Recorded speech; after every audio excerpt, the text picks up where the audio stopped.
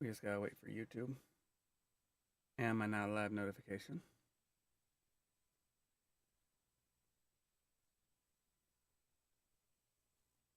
All right, hello and welcome. I'm Stooge, and with me, or not with me today because it's Tuesday, not Thursday. Sorry. Hello and welcome. I'm Stooge. Today, I will be continuing my misadventures in the Great Ace Attorney. And I've made sure my Discord now live notification has gone out, which you can join here. Now, let's go on ahead and get the Great Ace Attorney started up. How is everybody today?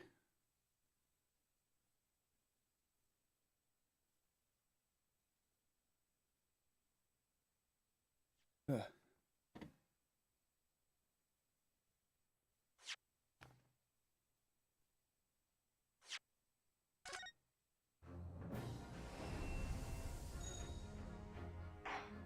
All right. Continue. Yep. Now I just have to remember what I was doing. Okay, yep. Let's take a quick look at the court record. So we have the autopsy report that shows a single stab wound. We have the crime scene photo that shows him in a position that could not have possibly been seen.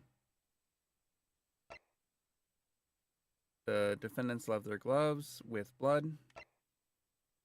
The omnibus that has the blood stain on the floor on the seat. I completely missed the blood stain on the floor. Don't know how I did that. We have the knife that, as far as, you know, it has an M on it. Or I still think it could be a W. But because, yeah, no, it's gotta be a W.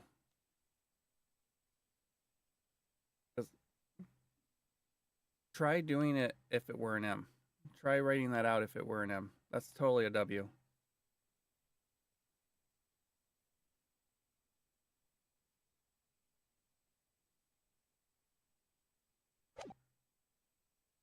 And then we have the debtor's ledger showing that Mr. Fairplay, one of the jurors, or not one of, yeah, one of the one of the witnesses, because we don't have the jurors in here, but showing that Mr. Fairplay, one of the witnesses, is in there. So let's see what the girl saw. So I snuck inside the carriage. Hey, so I snuck inside the carriage before they hooked up the horses, just like always. But it was a right old waste of time. I got nothing to show for me troubles that night. I'll tell ya, you can't keep a blind thing in that hiding place. It's pitching there. You can't see a blind thing in that hiding place. It's pitching there. Then, after a while, I hear this loud bang. Nearly jumped out of my skin, I did. And the scream just came out. It's because of that. This swell found me. He did help me get away in mind.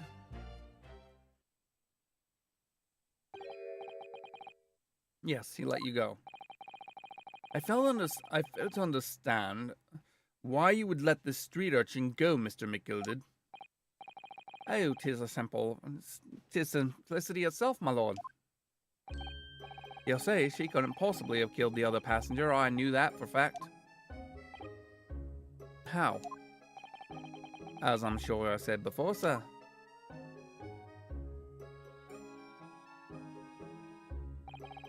I was sitting right on top of the place where she was hiding herself.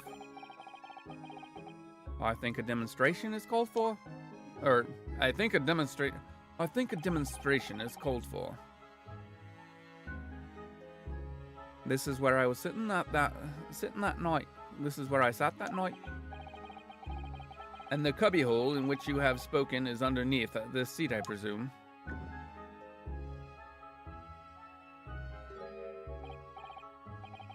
Yes, it does appear just large enough to accommodate someone of the girl's stature.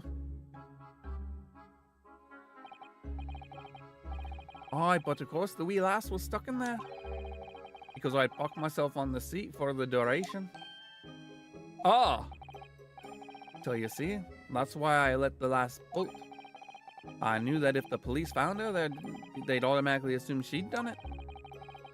But I couldn't live with myself if a young life was ruined when all the time I knew she was innocent.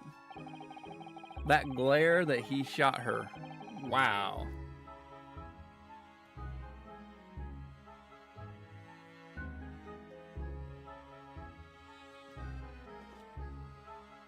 Even though you must have realized your action would result in your own innocence being called into question.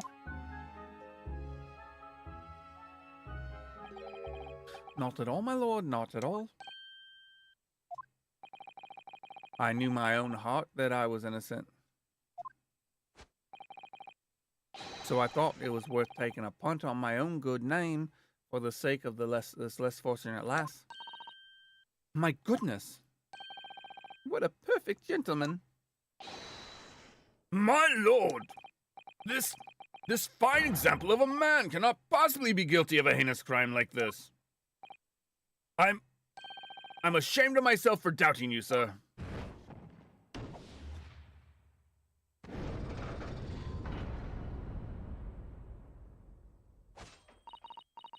With calm, calculated reasoning, one arrives clearly at the truth every time.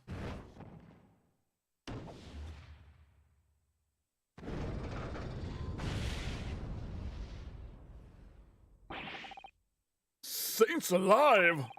All 6 members of the jury is consensual in their leaning to a verdict of not guilty. Now this is where things will get more interesting as the prosecution tries to do the thing that they said was terrible.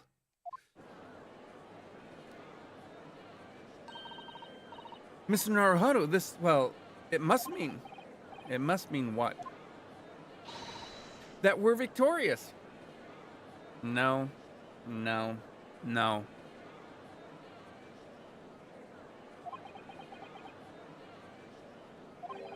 We've won? Are you sure? Raise your hand if you think we've lost. I mean, not won.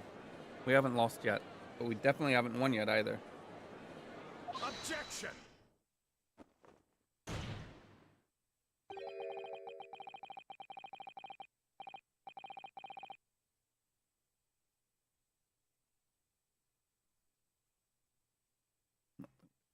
If the sight of my well-ironed shield Wellington offends, pray do forgive this discourtesy.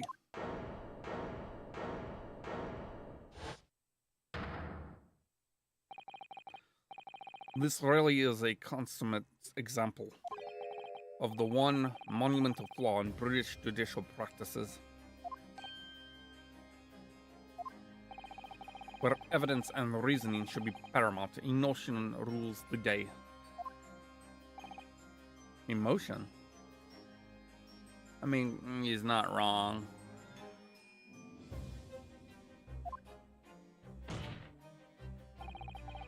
The witness's latest statement gives us a clear insight into his true nature. What do you mean, his true nature? Do you really think Scotland Yard would have made such a glaring omission? After the incident, the omnibus was comprehensively searched by officers and of the police.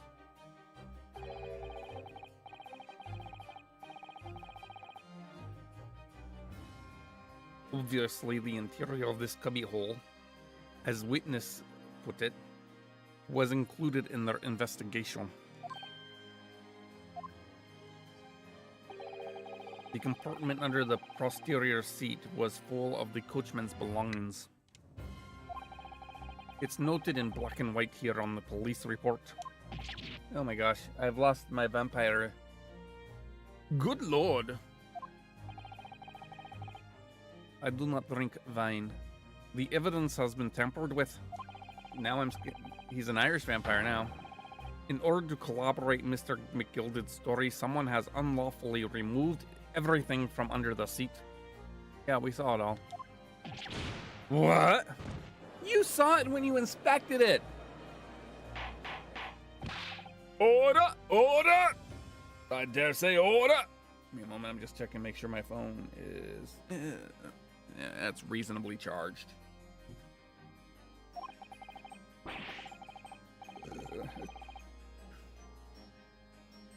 How could such a devious contrivance possibly have been effected, Counsel? Naturally, we must acknowledge the deficiencies of the constabulary in allowing this to have happened. However, I assure you, when the omnibus was wheeled into the courtroom this morning, the compartment under the seat was not empty. That is accurate. Well, my Nepalese friend. Me? When the carriage was submitted as evidence, I doubtless you examined it in fine detail, as would any self-respecting practitioner of the law. Pray, what did you find the condition under the seat to be in?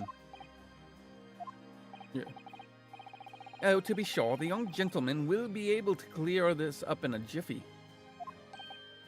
Sorry. Go ahead. You tell the court now, fella.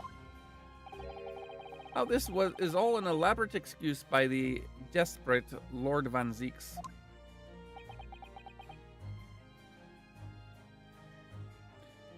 Is it Zeeks or Zykes? It's Zykes. If I remember correctly, Rhine, R-H... Well, let me see.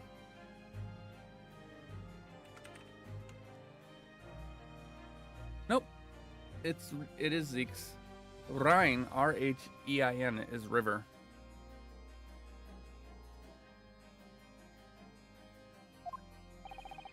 Well, Counsel, do you have something to say on this matter?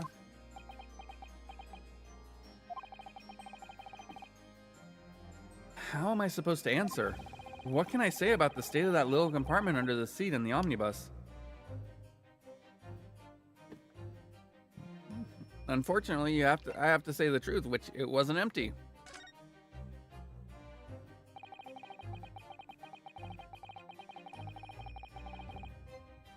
I really don't know if giving this answer is helping my cause as counsel for the defense.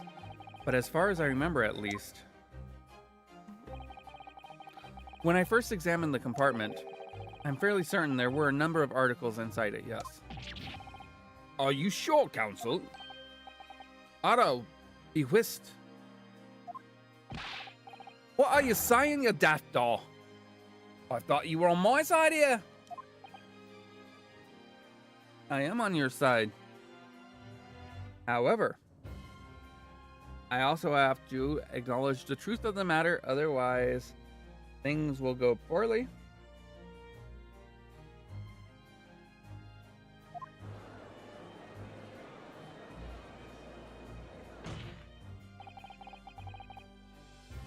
What game are you playing? Your task is to defend the man in the stand. Why would you say something to compromise his position?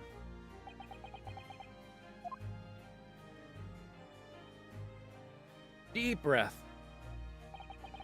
As the advocate for the defense in this trial, I confess I'm still not entirely sure where I stand. But it seems to me that I should state what facts I do know as clearly and honestly as possible.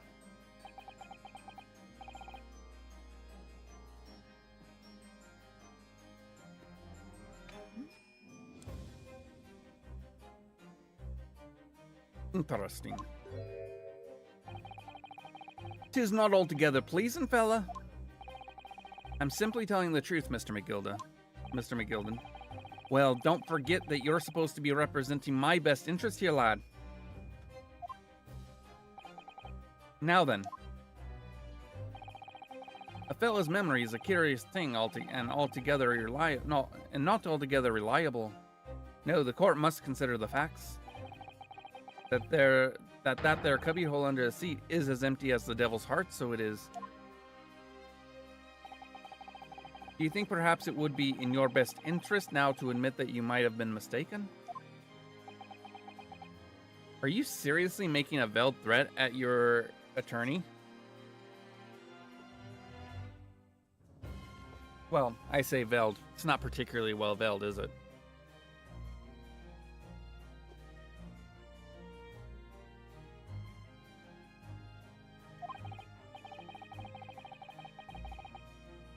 Why? Why do I feel like something's not right here? I should like the jury to weigh in on this matter, I think.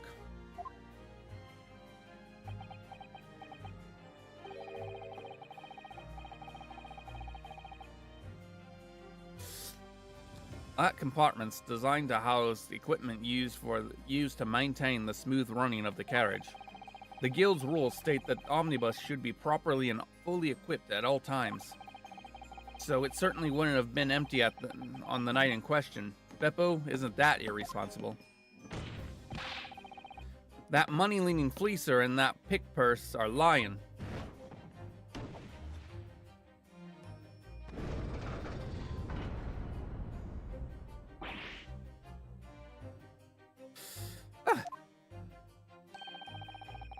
I can't believe I was nearly taken in. The stinking rich are always stinkers. Nothing but cowards, the lot of them. What? What? Oh no. It's a trick, of course it's a trick.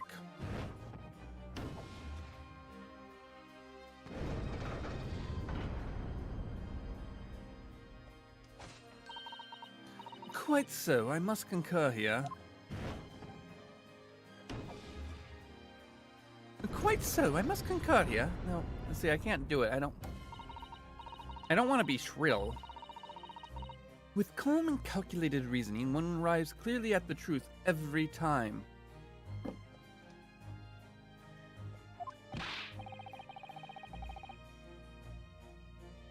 Yes, but every time a different truth, it seems.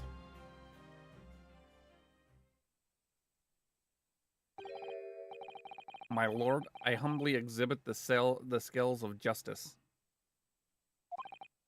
Clearly, a verdict of not guilty at this time would be wholly inappropriate. Thank you, counsel.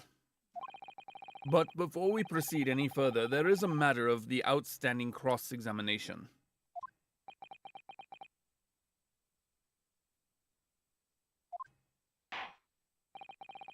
Counsel for the defense, begin your questioning of the witness, please. Yes, my lord. What just happened? The whole balance of the trial just shifted almost beyond recognition. The Reaper of the Bailey is at work, it would seem.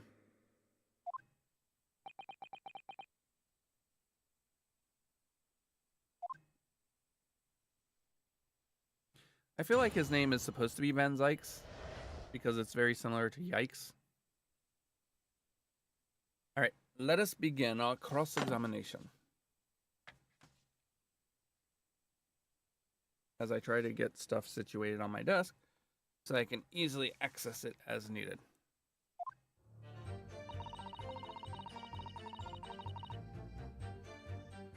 Alright, let's just press.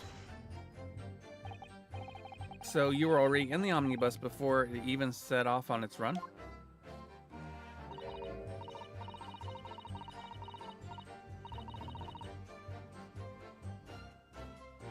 Well, yeah, Right. Well, yeah, I mean, what's the point in spending our Joey to make a few bob, eh? That's a rum idea, isn't it?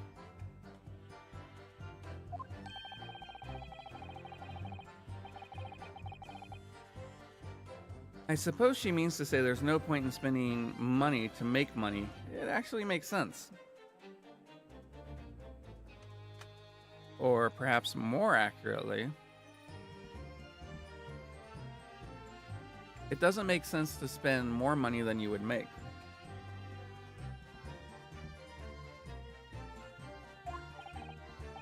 Counsel, may I remind you that this girl is a petty thief. Kindly refrain from entertaining her tenants.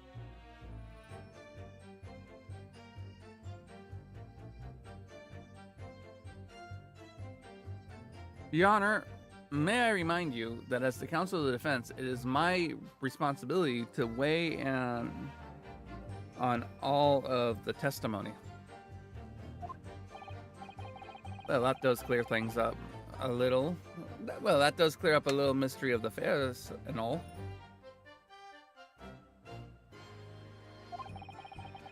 Four paying passengers at 5 pence apiece, making the 20 to which the cabman testified. And one little scapegrace riding for free. Excuse me. Whoopsie.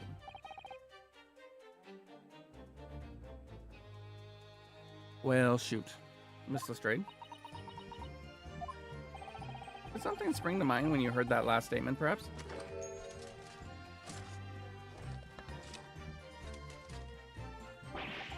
No, it seems not. Forget I asked. Thank goodness I didn't get punished.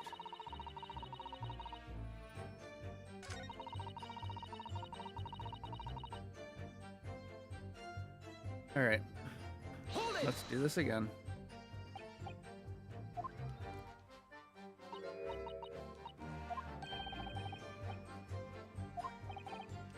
Ba-ba-bum.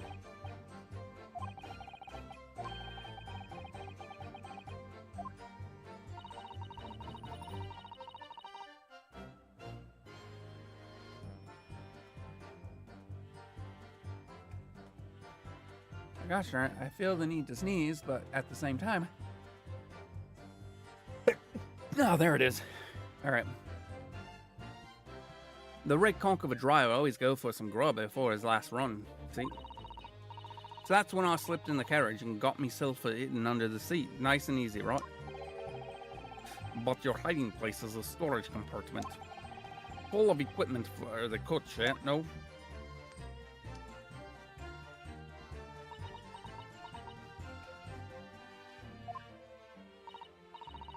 Yeah, there's brushes and buckets and whatnot in there, sure. I always chuck all that out and cram it in the corner somewhere. No one ever seems to bother much. And yet, according to the report filed by the police officer who first arrived at the scene, the compartment was full of such paraphernalia. Well, I don't know nothing about that.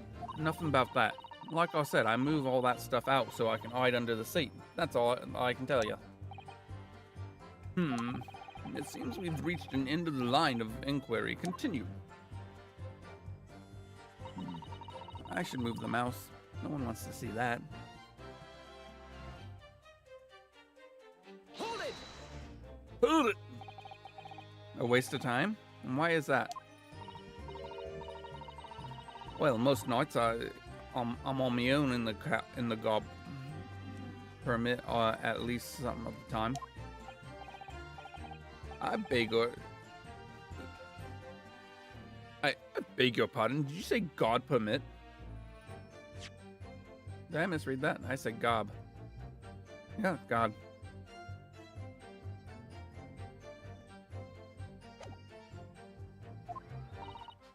Oh yeah, well that's what my kind call it. You'd say the omnibus, I suppose.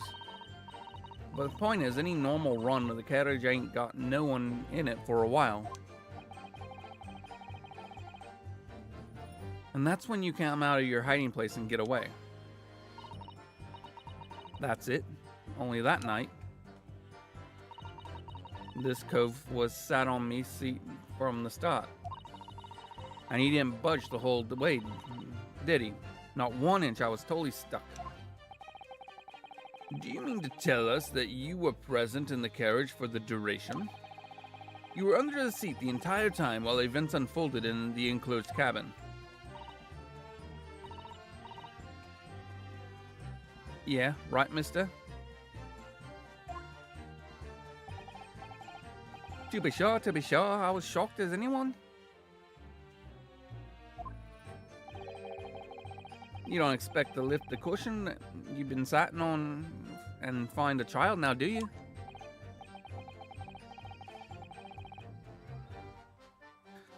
So this Miss Lestrade couldn't possibly be the culprit then.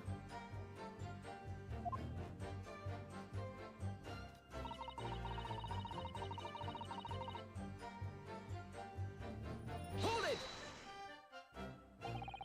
So you couldn't see out into the cabin at all? Not a jot. Most days I push the cushion up with me head and look out the crack.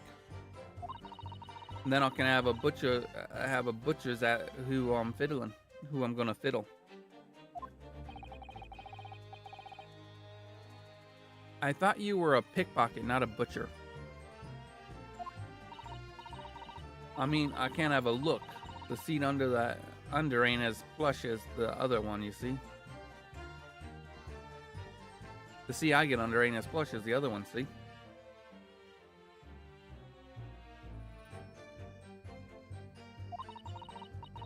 So most of the time, the passengers planting themselves opposite. But for some reason that night, this here Irishman spent the whole journey right over me head.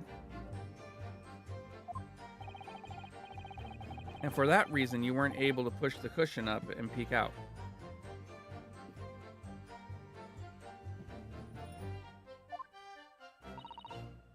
Truth is, I ain't too happy in small dark places. It feels too much like being thrown in the clink. But it's the only place to hide in them carriages, so it's Hobson's choice. Hobson's? I don't know what that means.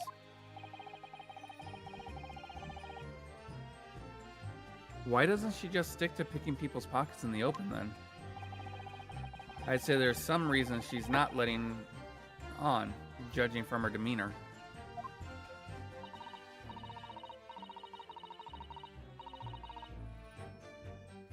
So anyways, I was just a bit scared, but I had to just stick it out under there. Nothing else for it.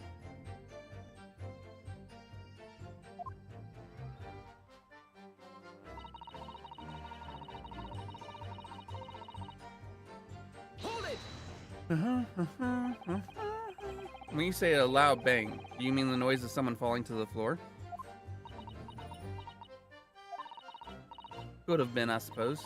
I don't remember so well. Point is, it made me jump. And you let out a scream involuntarily. That's right. And then I felt the cushion over me, it'd get lighter all of a sudden. Presumably when the defendant got up in order to help the victim, yes? Or not. It could equally have been the moment the accused stood in order to stab his victim. Would it not? No, that wouldn't make any sense. Because he got up, at least according to her testimony, it wouldn't make any sense. Because he got up after she screamed and after she heard the bang of the victim falling on the cab floor.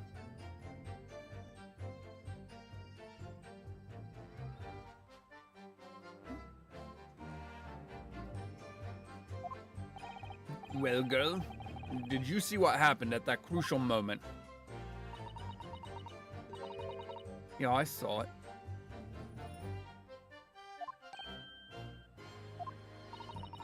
I pushed the cushion and had a quick look at a quick butcher's while I had the chance, didn't I? The Irishman was sitting at the bloke what had fallen on the floor on the seat opposite. That matches Mr. McGilda's account, of course. But then the fella suddenly turns around and looks right at me. I sunk back down again, but it was too late by then. Should never have risked looking.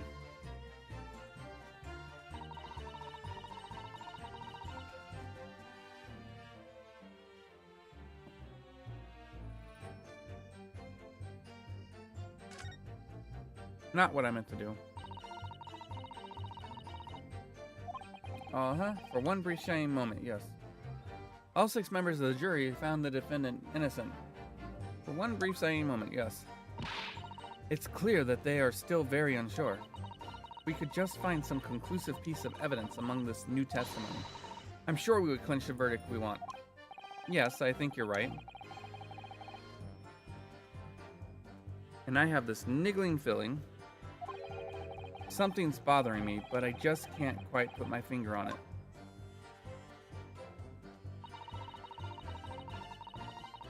Alright. Hold it!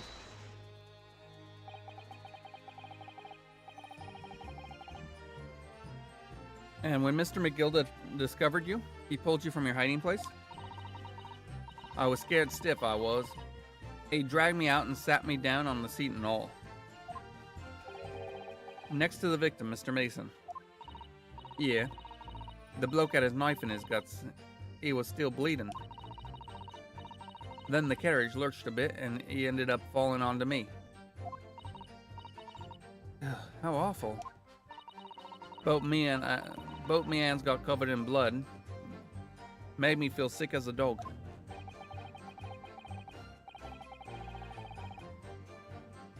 Both her hands covered in blood. That must have been what the rooftop passenger saw. After that, I believe you talked with Mr. McGilda for a while, is that correct?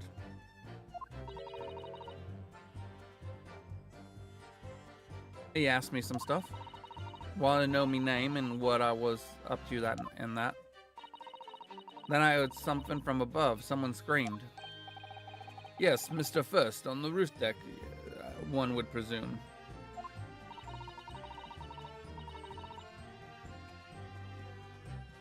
Well, I didn't want no one seeing me face, so I didn't look up. Then the horses were drawn up smartish, and this Irishman says to me, "Get back under the seat. I'll see what I can get. I'll see that you get away later."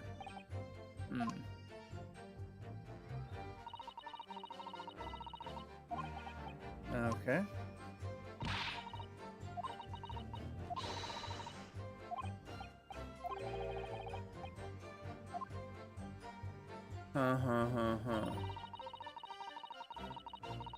Alright, let's double check the evidence that we have.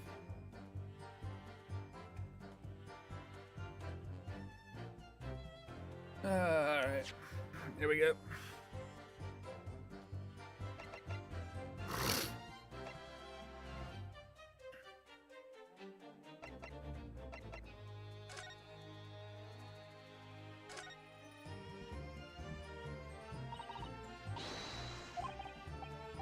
Alright, here we go.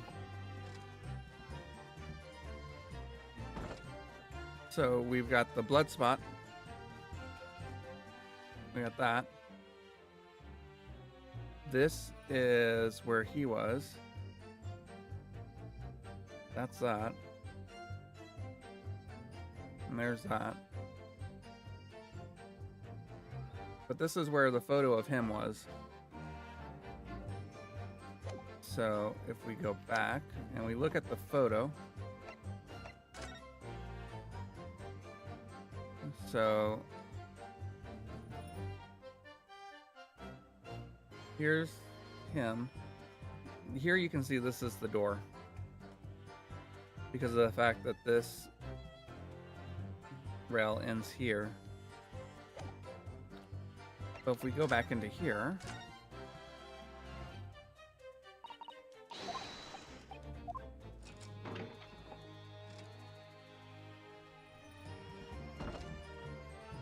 This is where he was, but this is different than this.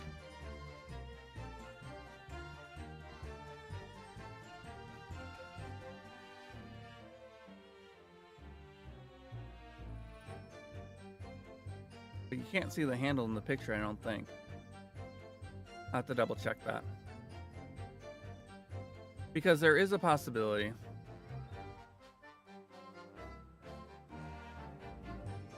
Though I don't think it's actually that possible.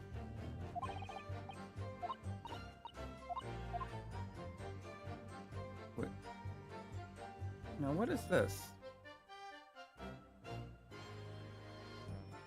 I really wish I could zoom in. All right, let's go take a look at the photo here.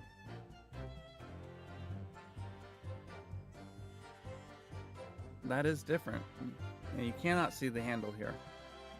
Because there was a possibility that the image was flipped when it was developed.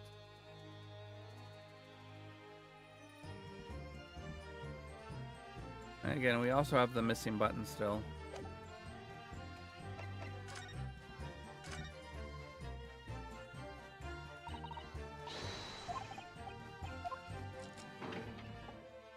I wish I could get a closer look at this, because this doesn't match at all. Nor does this. And we can't even bring that to the attention.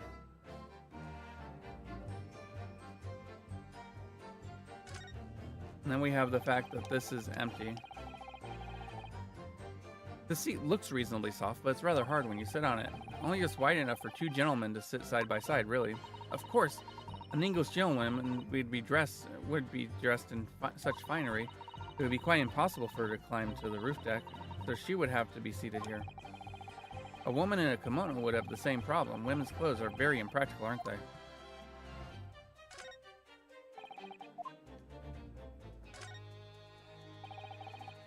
Yep. And then we lift it, and there you go. Nothing under there now, but it did have stuff in it.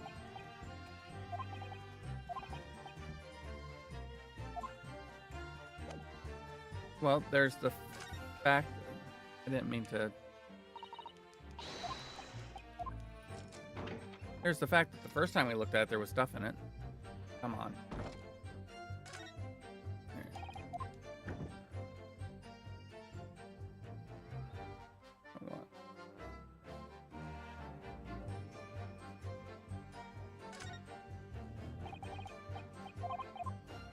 Okay. I can't find anything out of place here. And again, I want to know what this is. CT.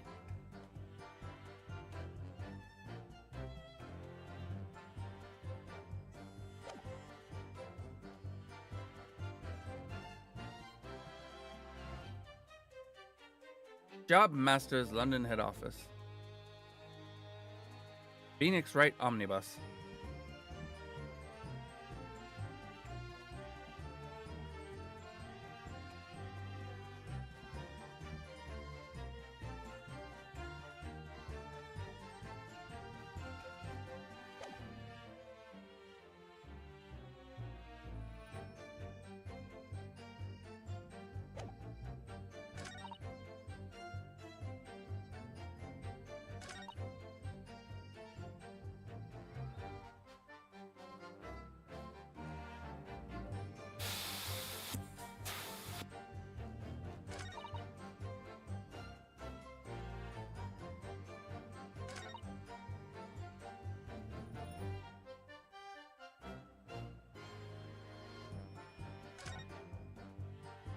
Okay, what am I looking for here?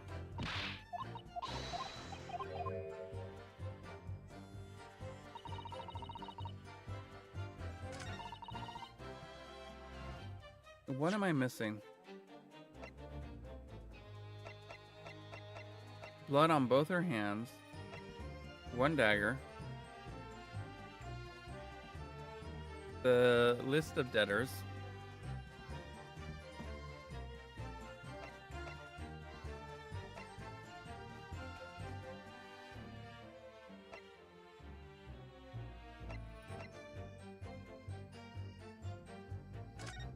I really want to point out that this doesn't match.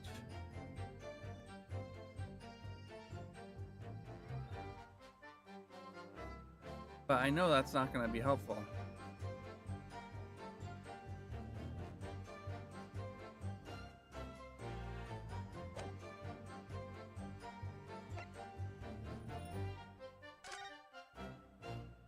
The blood. The knife that looks like it's a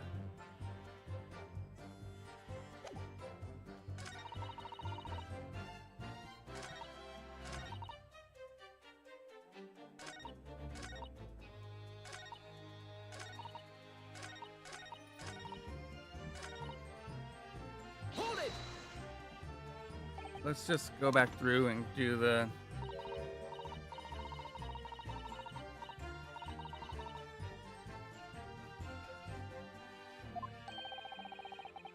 Yeah.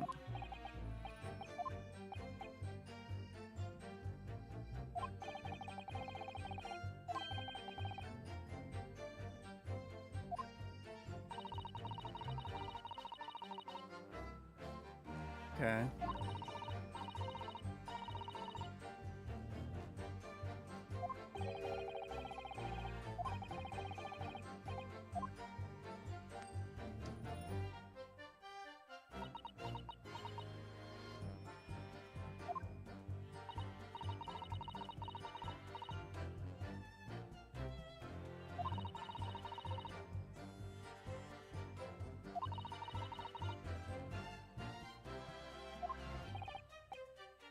Trying to figure this out, and I'm not seeing anything.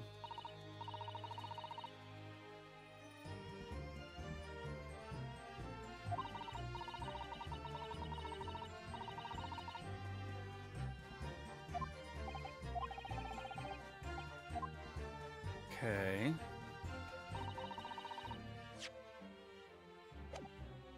Wrong button, I wanted left bumper.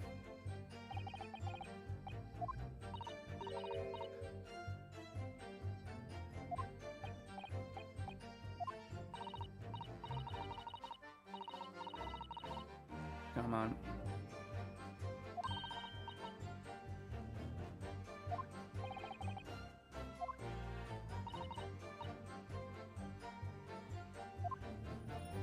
I'm looking to see if there's any reaction from him at all, because, like, I wish there was a way to pursue or continue their testimony while looking at the other person, rather than having to click back and forth between them.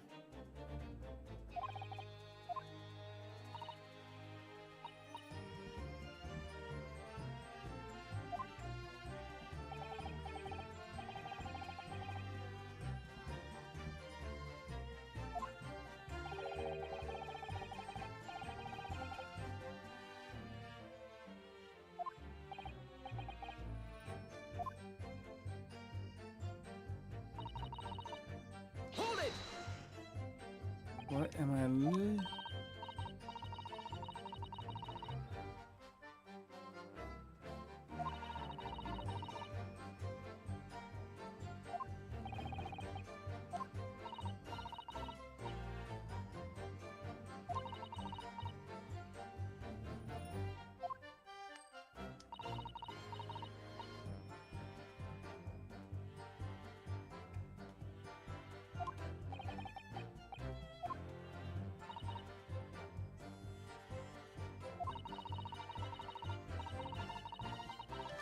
Well, no. Excuse me. There we go. Interesting. Is something wrong, Mr. McGilded? Oh, I do apologize. Was there something the matter, Counsel? I'm just wondering if Miss Lestrade's last comment made something occur to you, perhaps. You seem to be thinking something to yourself.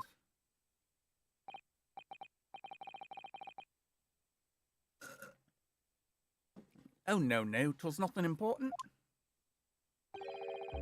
I was feeling bad for the poor lass is all. I remember feeling desperate myself as a young lad shut up in the dark. 'Twas terrifying, so it was. I see, yes, I'm sure we can all sympathize.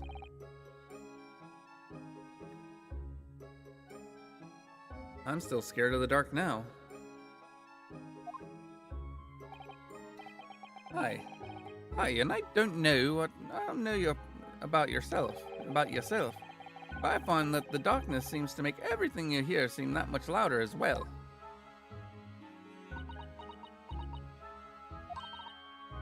Yeah. I suppose it does, maybe.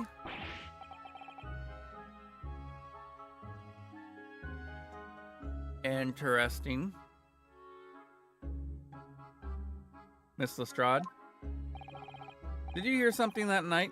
Anything, an unusual noise, perhaps?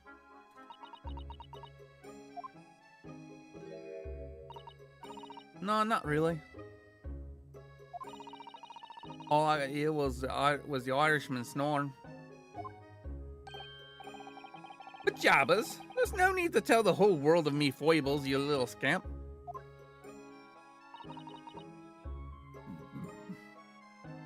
What a pity. If only Miss Lestrade had heard something. It might have given us a vital new clue.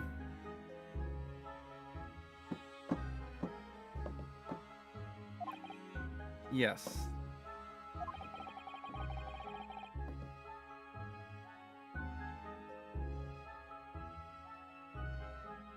What should we make of that new statement of hers? Of that last statement of hers? Well, I think it's obviously profoundly important. My lord, I believe the statement just made by the witness is profoundly important about Mr. about Mr. McGildered's snoring. Profoundly important, but all she said was this here nothing. Yes, which is profoundly important. I'm almost sure of it.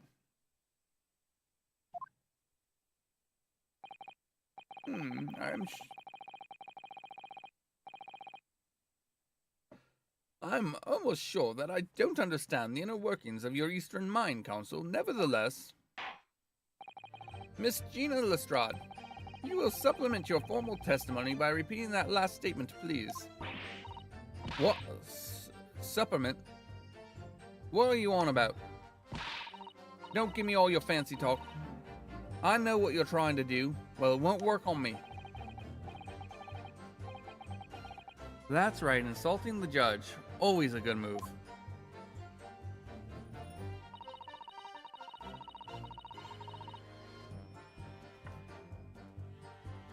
Hold it! So you're straining to hear what was happening the entire time? Since the moment you hid yourself? Not exactly, no. Sorry. Well, there was no one in the cab to start with. So I could just push the curtain up and have a butcher's to see what was what. But then when I saw this swell getting on it, I got my head down so he wouldn't notice me. And Mr. McGildered sat on the seat under which you were hiding, correct? Yeah. Would you Adam and Eve it? The heck? What the heck is with the slang? I don't comprehend. What a mug.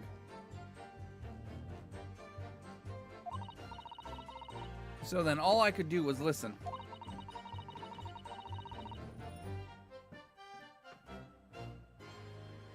I was waiting to jump out of there as soon as I heard him leave, see? But would he? Not likely.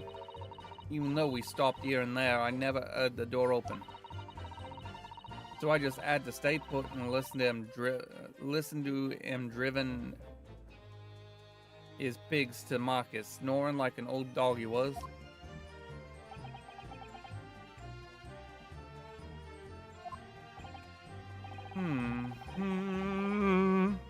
Are there any conclusions we can draw from that, I wonder?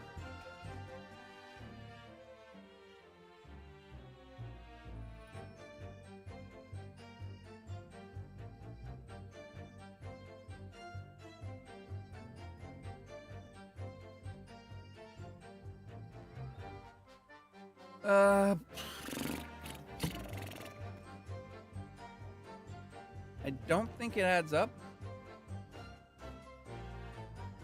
So I'm gonna do this real quick.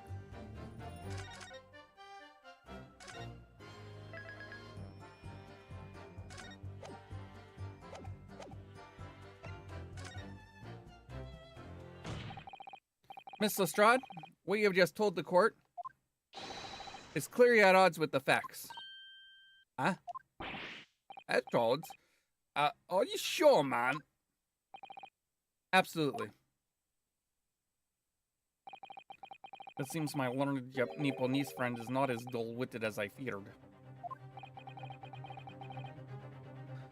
So Van Zeeks realized it too. I'm sure his name is supposed to be Zykes.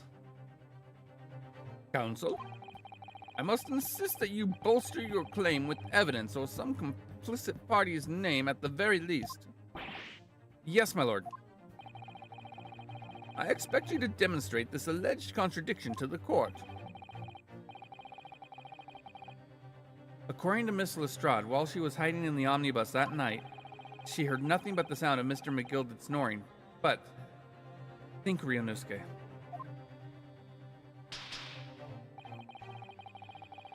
There's something else she should have heard.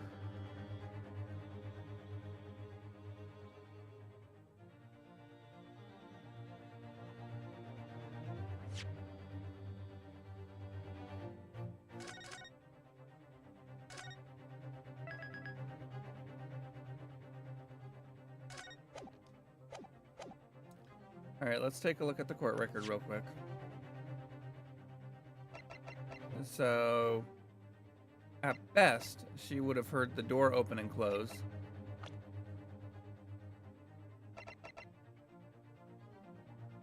Or him getting in. Of him.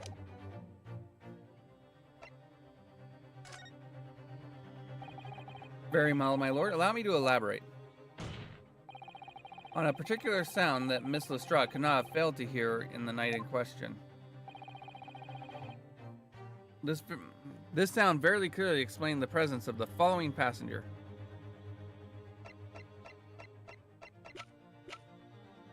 So we've got lady first. Oh, we have trice-fired mason. If he was such a renowned brick maker, he shouldn't have been particularly poor.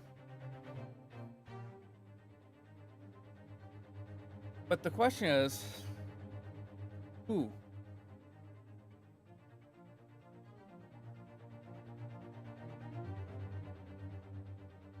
Would it have been him? Or would it have been lady first?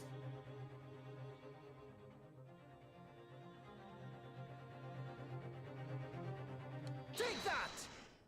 Okay, I guess that's the right one. Thrice-fired mason. Yes, my lord. The sound that Miss Lestrade could not have failed to hear is that of the victim, Mr. Mason, boarding the omnibus.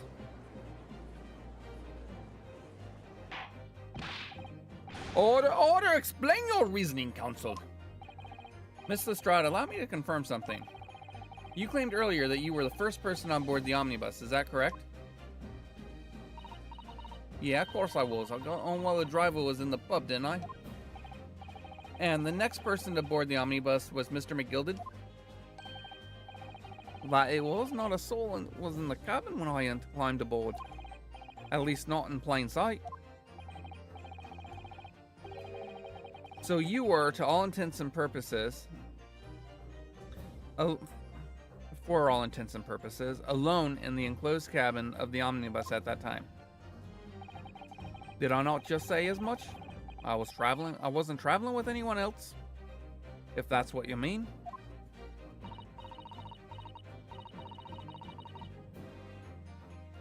Yeah, I saw him get on. I saw through the crack under the seat cushion.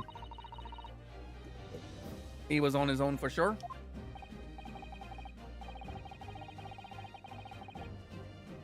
And from what we've heard, the carriage made a number of stops after that on its onward journey. During which time, did you not hear the door open or closing at all? No, I never heard it. That's exactly what I was listening for, wasn't it? Waiting for this swell to leave. In which case, when and how did the victim end up in the carriage? Oh. We know that the victim collapsed inside the enclosed cabin of the omnibus. Therefore, Miss Lestrade's statement about what she did or did not hear is at odds with the facts.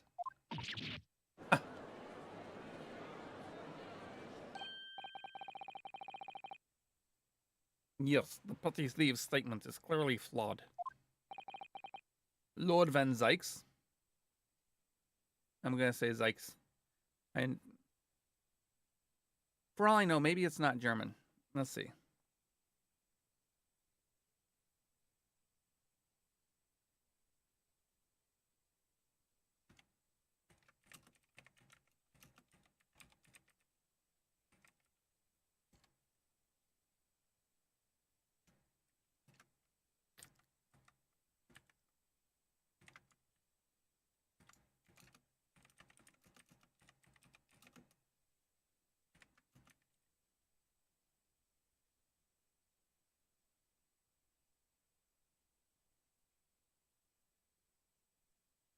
But that doesn't make sense because Rhine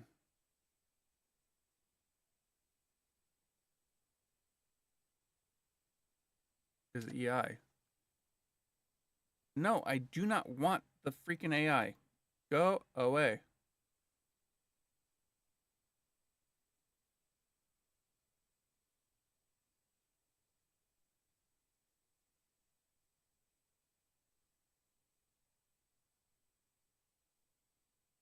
No.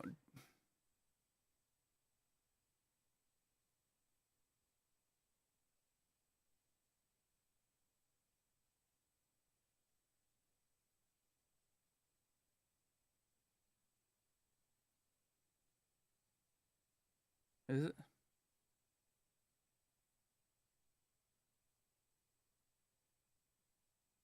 Yeah.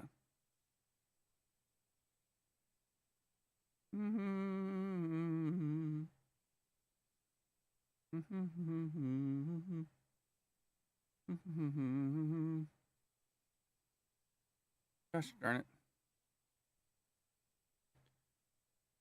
The Google did me no good, but I'm going to say that it's Zykes, not Zeeks. Or at least it's supposed to be Zykes, and it could be as simple as it was misspelled. Because again, I think that playing to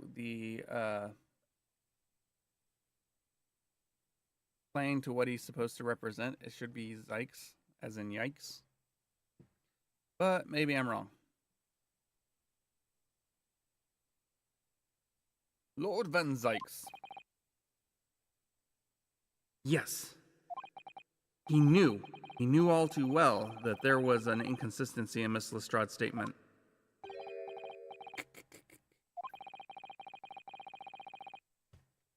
It would seem words of thanks are in order for my learned friend. What are you talking about?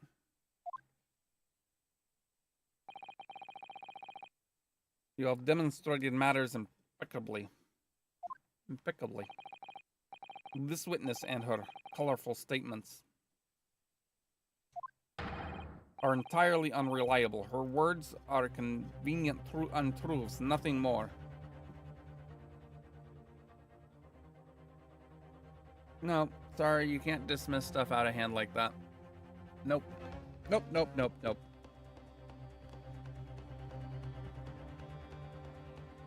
Besides, if that's the case, then we should dismiss all of your witnesses as well, for they also provided untruths, as you put it.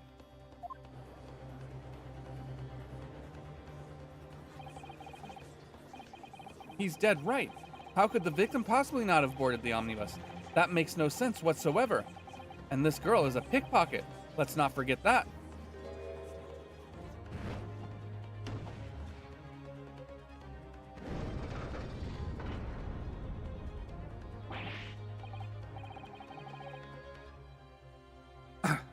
She didn't even say anything. I didn't want to judge the dear little mite just because she has some rather naughty ways. But I must say, I can't abide liars. And neither can I. Mr. Foreman, I didn't want to judge the girl just because she has some less than salubrious ways. But I must say, I cannot abide liars.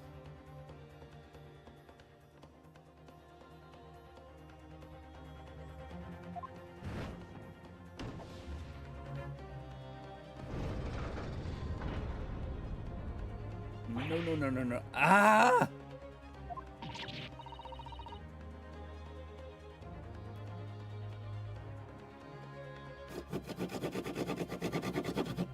Sorry. Mr. Naruhara, Haru, that's 5 jury members leaning towards guilty.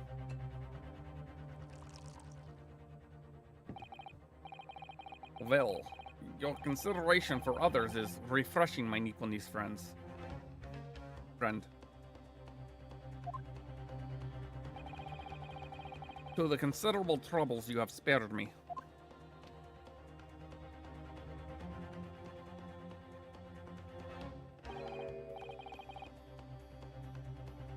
Yes, very refreshing.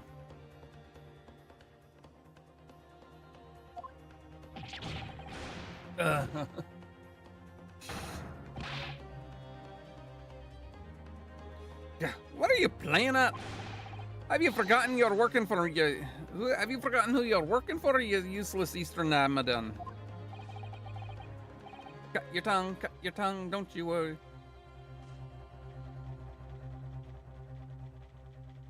This is carnage. It's perfect.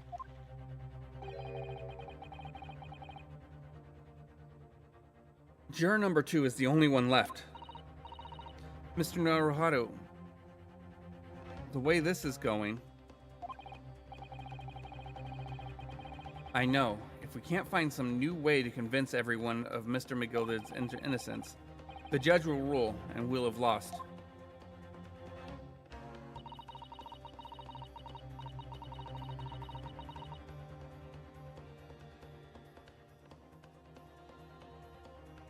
Oopsie, hold on. I very much wanted to believe the words of one of London's most respected gentlemen. But those of us in service know we must accept hard truths. Hold it!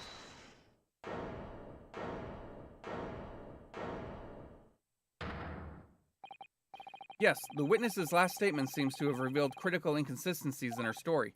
However, if we consider the possibility that her statement is in fact the truth, it may shed an entirely new light on this whole case.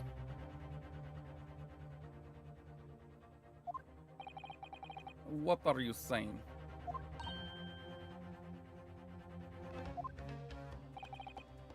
Counsel? I'm sorry, sir. Whatever do you mean? Counsel, I will not tolerate your attempting to prolong my adjudication.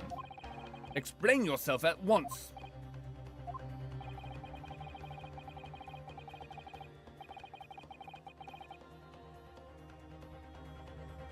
When the accused boarded the omnibus on the night in question, the victim was nowhere to be seen. Subsequently, the carriage door was not heard opening a single time, as testified by the witness in the stand. And yet, the victim's body was found inside the carriage.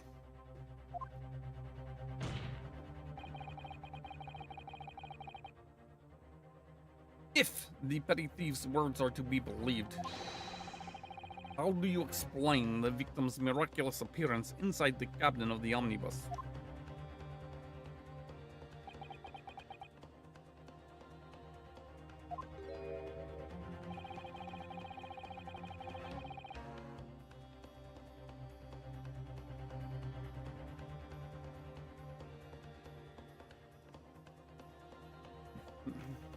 There's only one way to explain how the victim came to be inside the carriage. To save.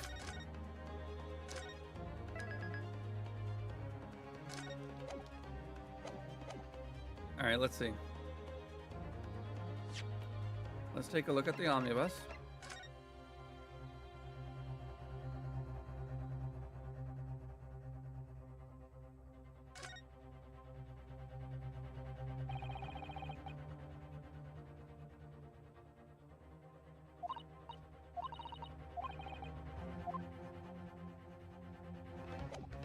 Okay. I've got the answer. There's another entrance.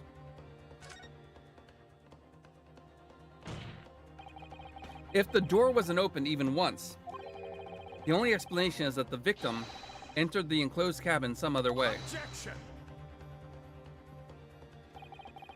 I wonder what new fantasy would you come up with in your blind panic.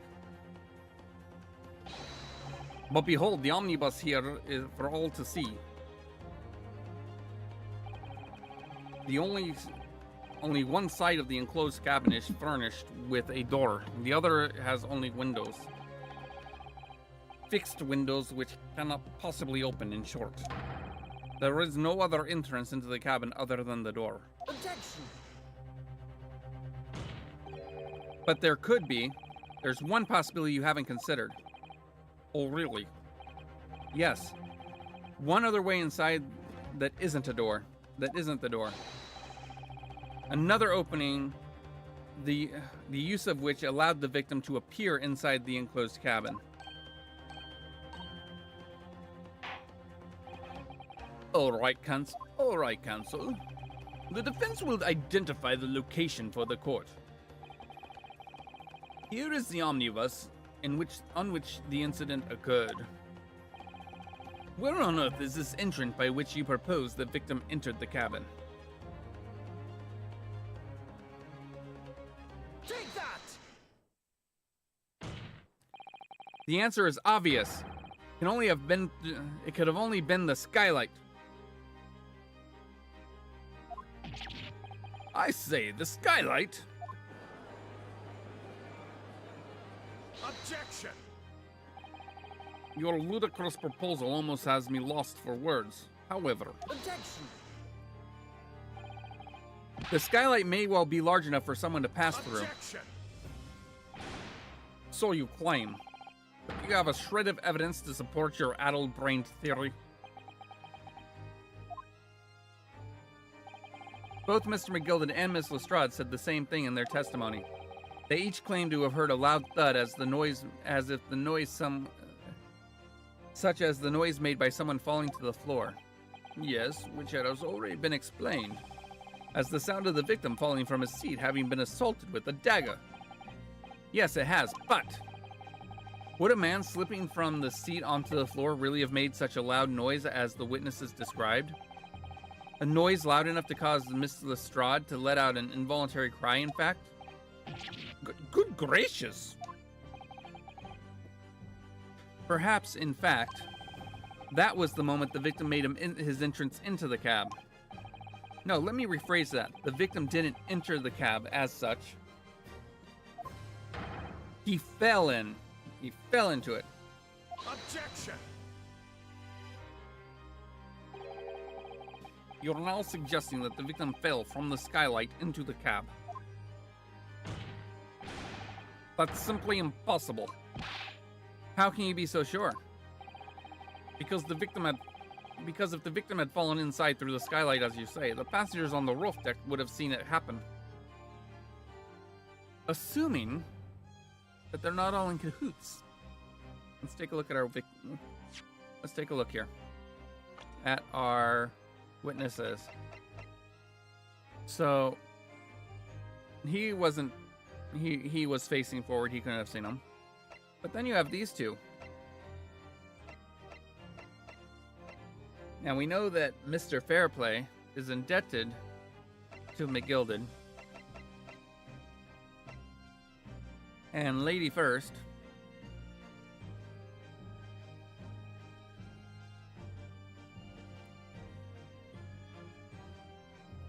may have been just getting onto the cab when it... Well, no, that wouldn't be it. That wouldn't... But I get the impression that First somehow had something to do with it.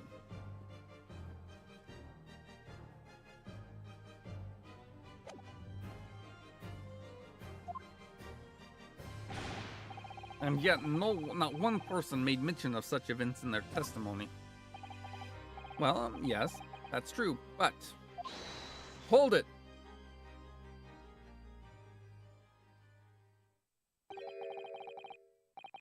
Might the humble fellow make a wee comment here? Mr. McGilden.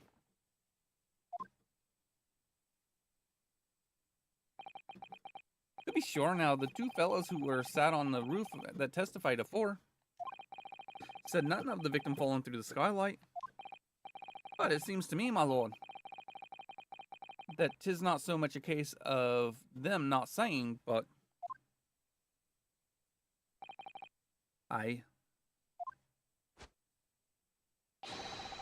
tis a case of them being unable to say. What? They were being,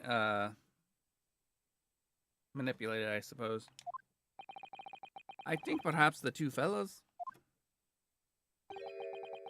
do be having something of a compelling reason not to mention what happened. Would you not agree, fine ladies and gentlemen of the jury? Hmm? Oh my goodness, surely not. Those two chaps on the roof. You mean the ones who stuck the knife in the man were...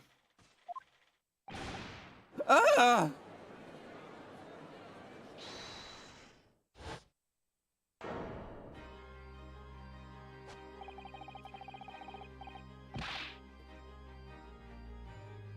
Just what are you insinuating here, you blitherer?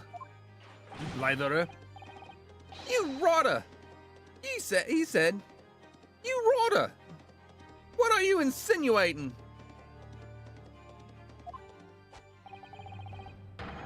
Tis a flaming outrage.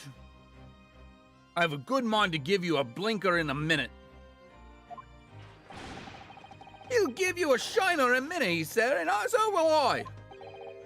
Mr. Fairplay, you're effectively accusing me, a city gentleman and well-respected banker, and me, a very angry hatter, suggesting that someone like me could have stabbed that man in the guts. It's a disgrace. It's scandalous. It's I protest. I protest in the strongest possible terms. I almost need this to be a kestrel.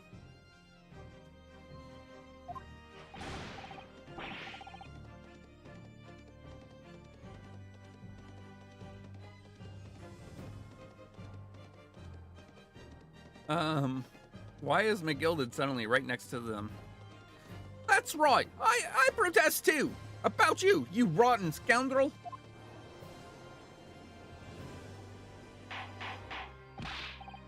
Order, order, order! This is not the time, witnesses. I will not permit this wanton invasion of the stand.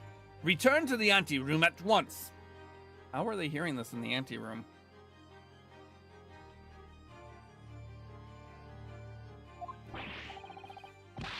But 'tis beyond reason, my lord. It's outrageous. It's very hurtful, you know. My lord, if I may comment. Go ahead, Lord Van Zykes.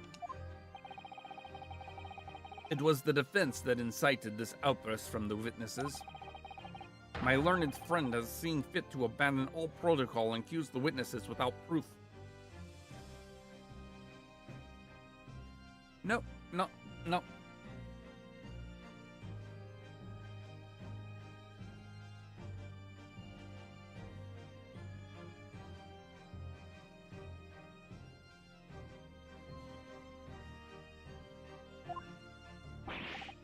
Accuse? I never intended to. It seems young Nipponese, that your command of the English tongue is wanting. You propose to the court that the victim fell through the skylight from the roof deck in the omnibus. That hypothesis cannot possibly stand without a rooftop passengers being aware of the events.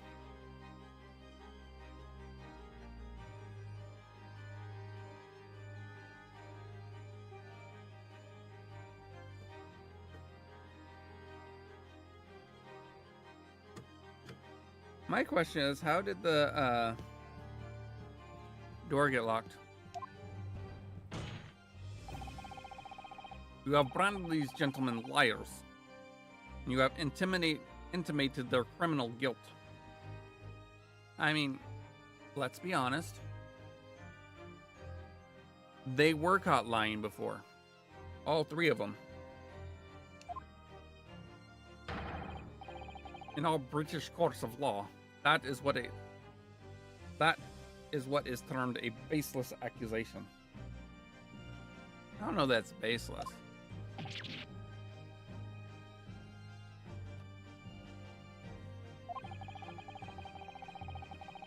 I know I was rash to put this idea forward without any actual evidence, but you can't just dismiss it without a second thought.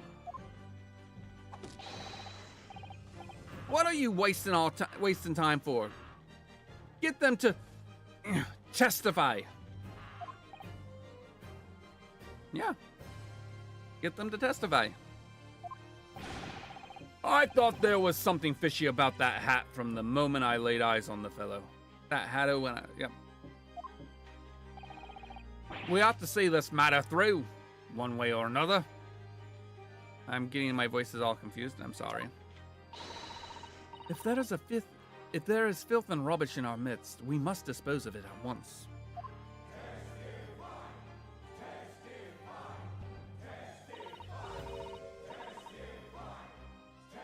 What's happening, Mr. Naruhodo? The spectators in the public gallery they're in a complete frenzy. Mr. Fairplay? Mr. First? My lord? You will take the stand again and make another formal testimony in reference to the indictment brought by the defense.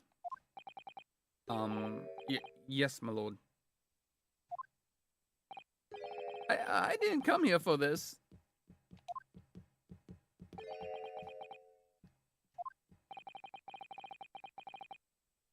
There's no time to think this through. All I can do is keep pushing forward. Or as Dory would say, keep swimming.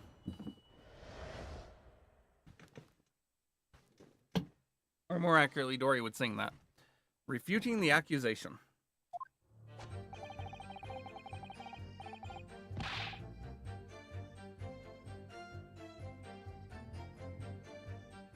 We were the only two on that roof deck. Dead or alive, I can swear to that. My voice is all over the place, and I'm sorry. And he wrecks it. If anything had happened where we were sitting, don't you think one or the other of us would have noticed? In any case, neither of us know the first thing about the victim. We had no reason to kill the man. The skylight was shut the entire time, I tell you. We couldn't possibly have opened it. If you're so sure the victim fell through the skylight, where's your proof?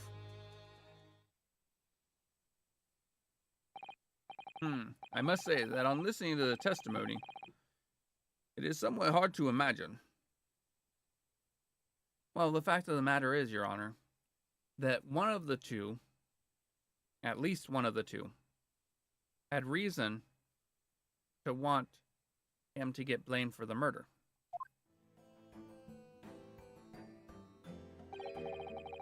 How either witness could have performed any malevolent action on this open roof deck without the other noticing forthwith.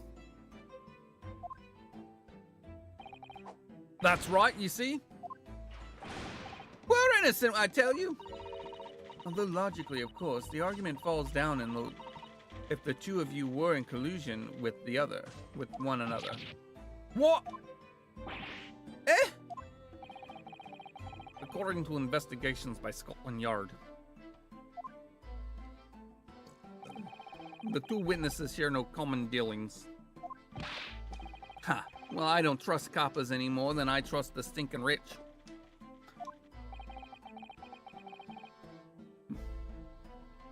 Something doesn't feel right here. The trial is going in our favor, really. So why do I feel so uneasy? Counsel for the defense. Over to you to cross-examine, please.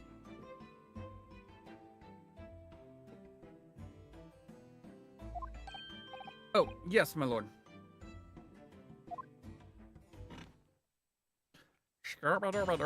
My audio. Yes, unlock the door now.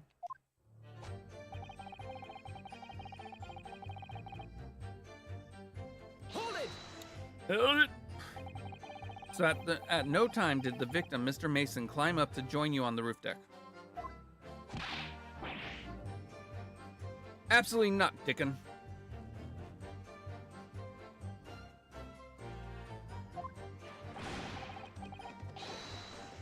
No question about it. He said none at all.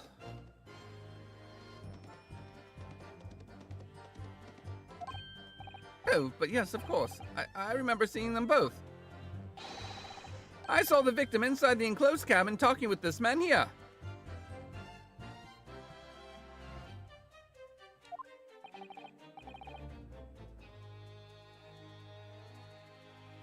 Is this true, Mr. McGilded? Dear me, my lord. At the risk of repeating myself, I boarded the omnibus alone and nodded off inside almost immediately. That's an outright lie. Without doubt, you were engaged in... Let me stop you right there, fella, and ask, do you have any evidence at all? At all?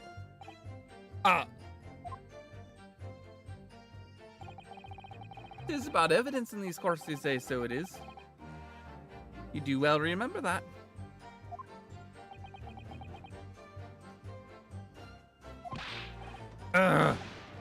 With my own eyes. I saw you with my own eyes. This is going so well.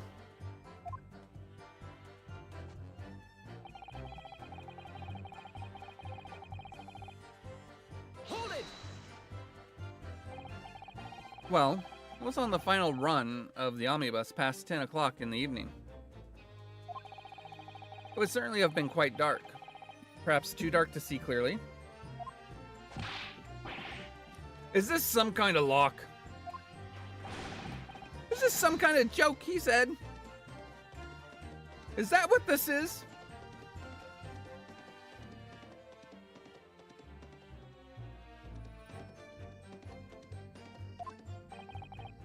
Or perhaps one or the other of you fell asleep briefly?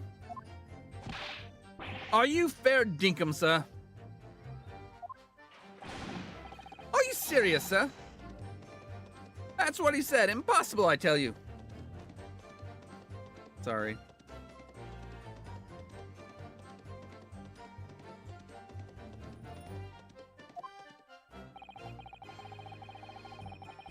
I'd give you the keys to the vault if you could fall asleep in that bitter cold. So you're saying that if I were to fall asleep in that bitter cold, you'd commit grand larceny? Or at least be complicit in?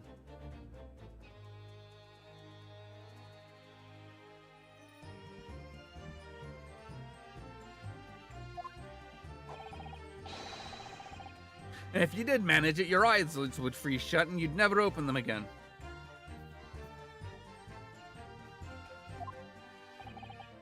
That's extreme. It was extreme, I tell you. And we had to put up with it because of this man had locked the door.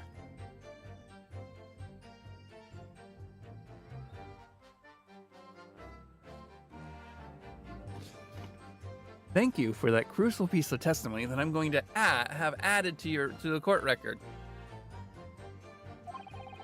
Any true gentleman would have unlocked the door and let me in when I knocked. I'm dreadfully sorry about that, young fella.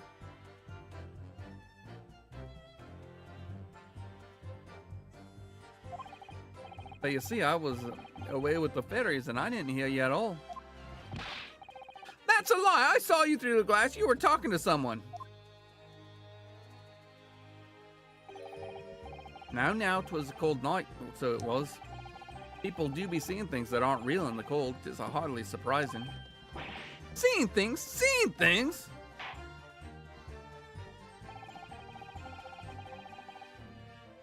I believe we have reached an impasse here on this particular point. You! Don't take it personally now, lad. If I'm a suspect in this case, then 'tis only fair that you and the other fiend are too. Open and free competition is what a capitalist society is all about. This isn't a competition I should like to be involved in, really.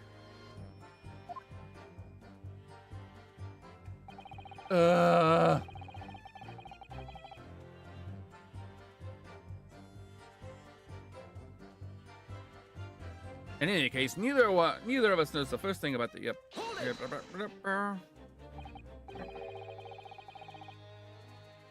So, you had never met Mr. Thrice-Fired Mason before. Oh, Lumno, not once, never! He'd never met the man before, he said, never! I want to know what their relationships are, because I get the feeling that they were lying.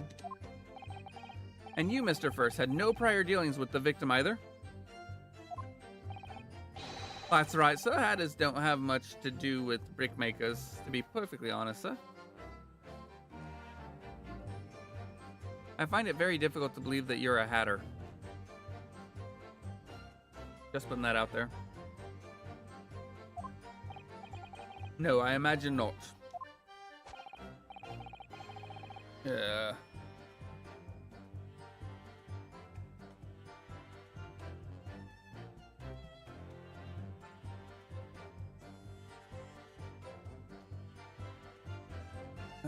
These bots have such interesting names. It really makes me sad sometimes. Ugh.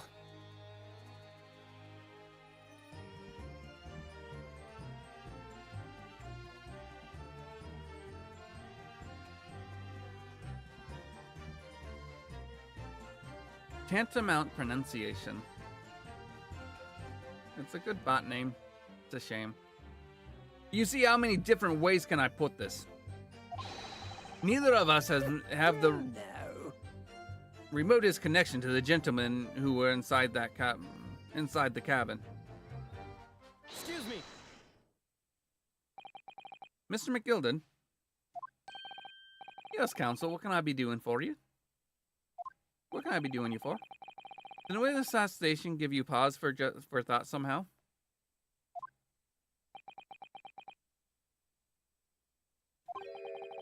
Not the remotest connection. Is that right now? I wonder.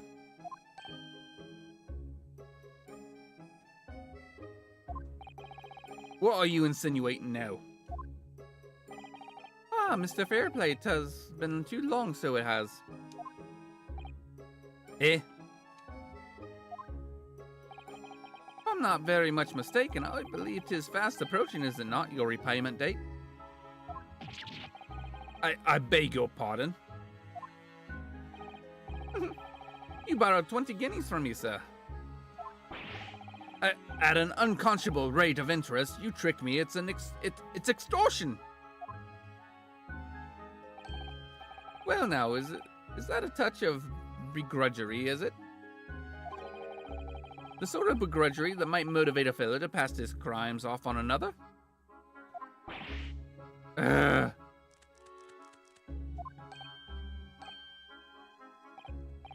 And young Mr. First.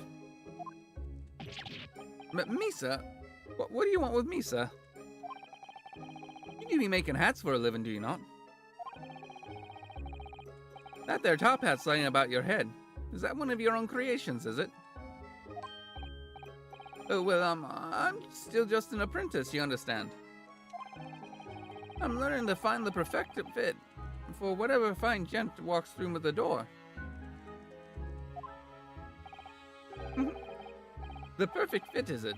Well, 'tis a very distinctive design, so it is. Let's...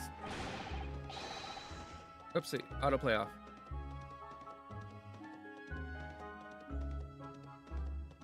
Many customers like it, I tell you. They like a distinctive touch. Alright, let's take a look at the court record.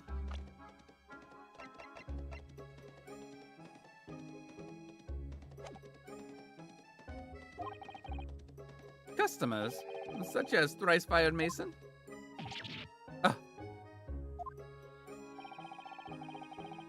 was a photographic print of the victim submitted as evidence before my lord.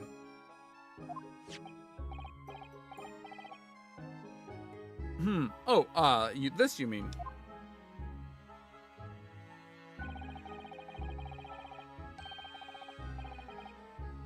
I can't help thinking that poor fella's hat looks distinctly familiar, wouldn't you say? Oh! That's one of my hats.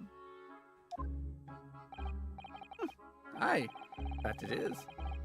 So it would seem the brickmaker was a customer of yours. Hey! No! Yet another game that I have to spend a lot of time. Oh my gosh, so much. Hey, Vanderbeest, how are you doing today? Sorry it took me 2 minutes to see your post, your message. Aye, that it is.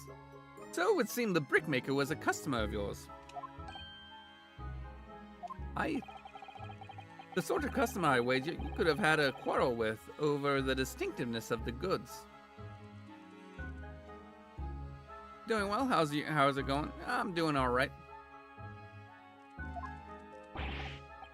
Oh no, sir. Absolutely not, sir. Well, there's really nothing more to add.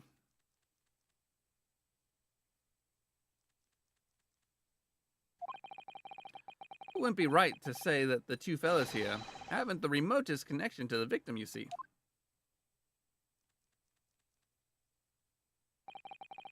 I rest my case. You little weasel. Ugh.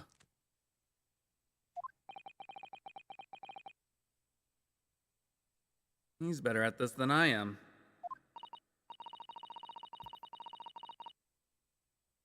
Gosh, Mr. McGilda has certainly been thorough in his research, hasn't he? I mean, he's also had more time to prepare than you.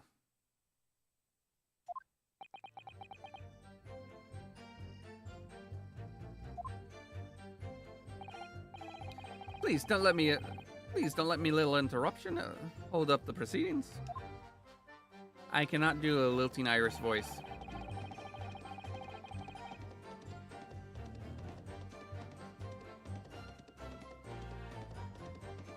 Alright, I think this is the one I'm supposed to counterfactual with evidence. But we're gonna press first. Hold it! Are you quite certain about that? That skylight was shut the entire time.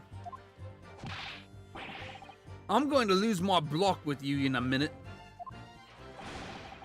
He's going to lose his rag with you in a minute. That's what he said. Oh. That's very good news.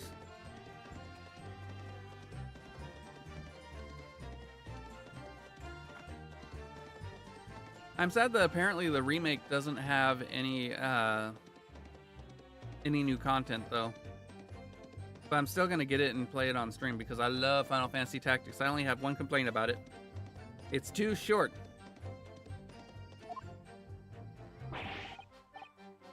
Take a look for yourself. Go on. I played through it on PlayStation 1 when it first released.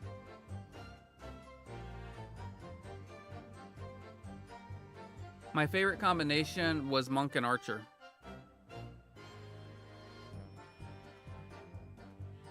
Or Monk and Geomancer, they were both really good.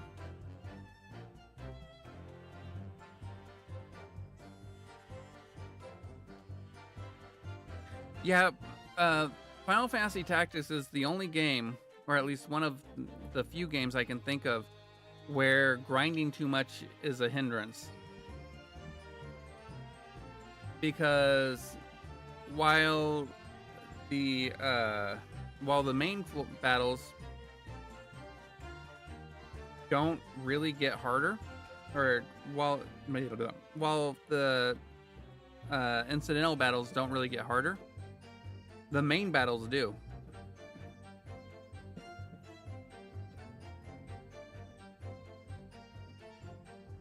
Ah, the knights and the calculators. Yeah, calculators are fun. Literally throwing the book at people.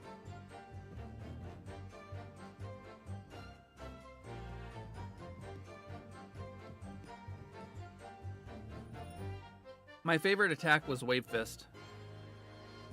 Take a look for yourself. Go on. I think I will.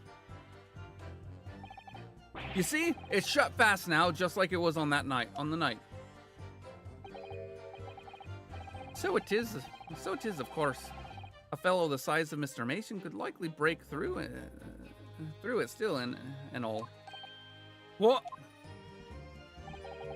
Just looking at the size of the thing, you understand. Ugh.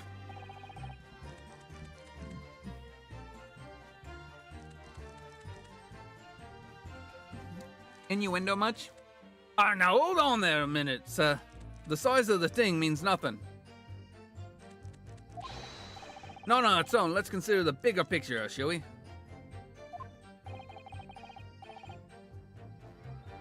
Let's stop buying arcane, shall we? I was riding the omnibus on another occasion when well, I broke wind loudly. I shocked myself as it happens. And this has to do with what? This is an unexpected confession, Mr. First. Oh, I just mean to say, well, the point is, I tried to open the skylight, you see. But just my luck, I couldn't make it budge. The stench was terrible. Yeah, my brother likes his dragoons.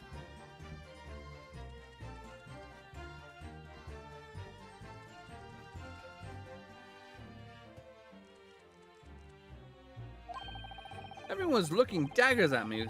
I went as red as Rouge I did. Are you expecting me to sentence you? I wouldn't mind it. Oh no, sir. Oh, no, sir. The point is, the skylight can't be opened. I tried and I tried. Right. When I was inside that cabin, sir, it's a shame. Excuse me.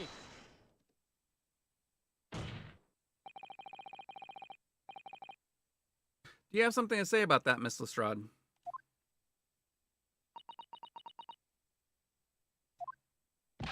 Miss Lestrade!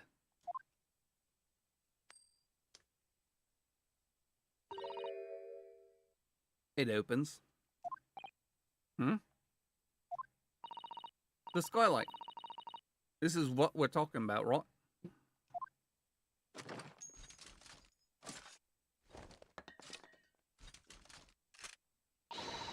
All them skylights open dead easy.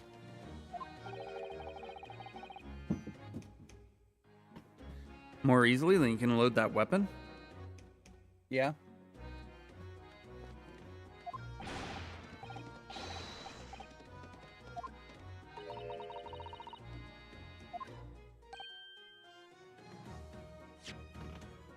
That's a lie, I tell you. Otherwise, when I broke wind, You can't open it from the inside, you mug. Oh. Look, a few weeks ago, I was up on the roof deck of one of them drags. I had a great haul. I mean, I had purses coming out my ears. Miss Lestrade, this is not the forum to be eulogizing on the subject of your criminal activities.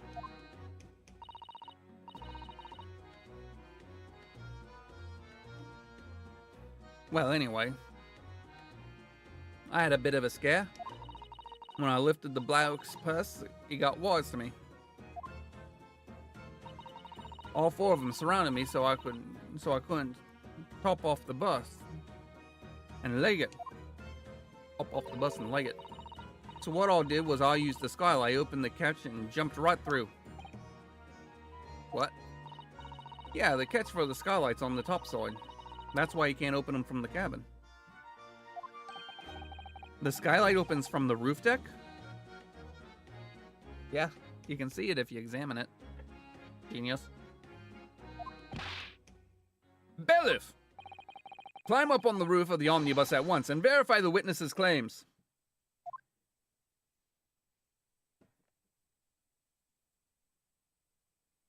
Right there, latch.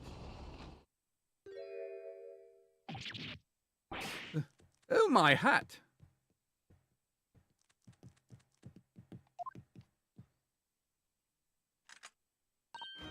See?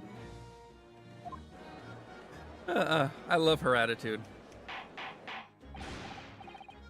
Order! Order! Order! So, it appears that this street girl's statement is quite true. I don't believe it. The skylight opens, and from the roof deck.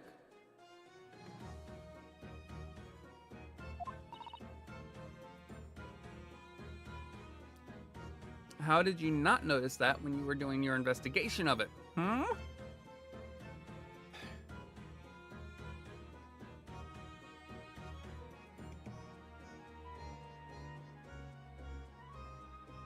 Mr. Naruhodo. This could be the clue we've been looking for, you think? Well, counsel for the defense, please continue with your cross-examination. Yes, my lord. Whoops. Yes, my lord. He shouldn't have a British accent. He's Japanese. So the skylight opens, and perhaps I should investigate for myself. You think? Hint, hint, wink, wink. Alright.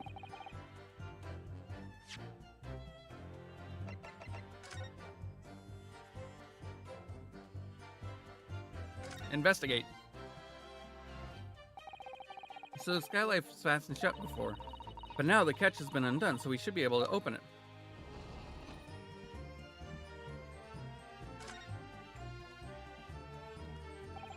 You can certainly see inside the carriage through this opening, that's for sure. Yes, and there's a lamp in the enclosed cabin. So I'm sure the witnesses would have been able to see quite clearly.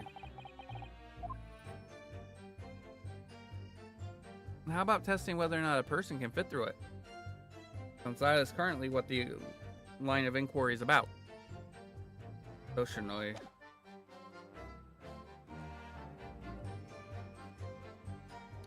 And that's No Man's Sky downloading. Yeah, No Man's Sky has gotten really big and they just keep adding to it. I can't wait for Light No Fire.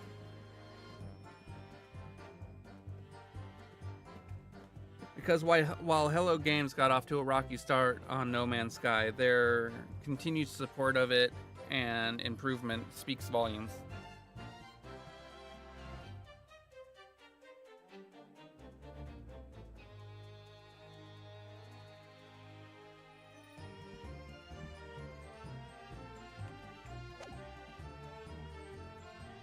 Hold it! Proof.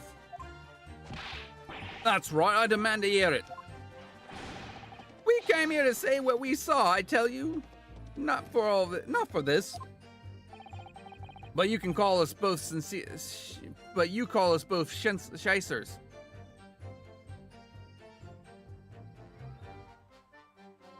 I thought there was a T in shyster.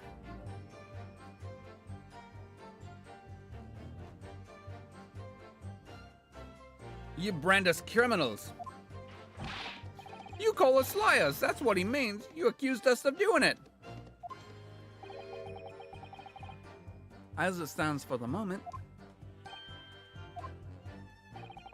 there's no more evidence that incriminates yourselves now, is there?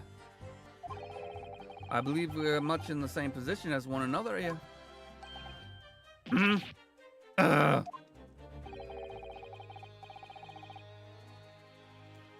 If I don't crack this case soon, he'll crack his teeth. I wonder if these two men really were involved some way.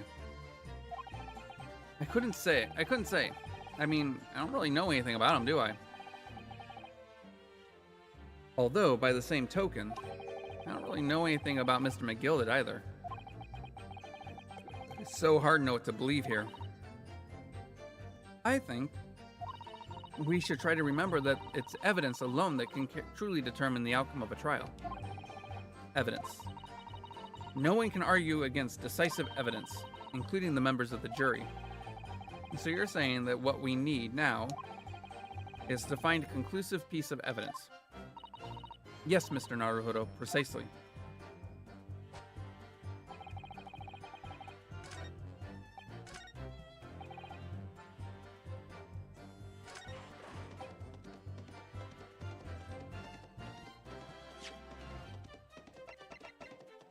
Objection! Well, that didn't work. Let's just consider the implications of that statement for just a moment, shall we?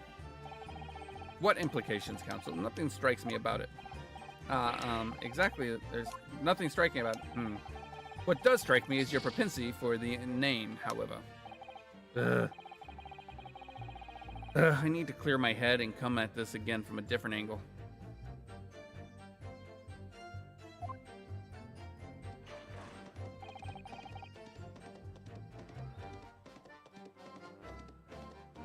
Apparently, I was wrong.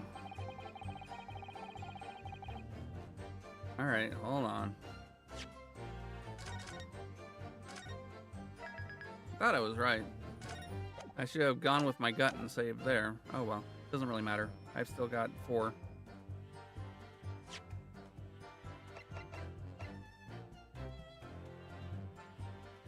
Objection! What the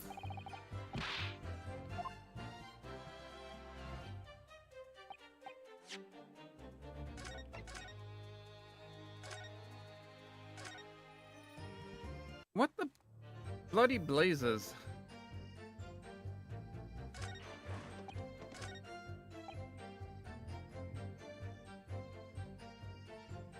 Hold it! Oh wait, that's not the one I wanted.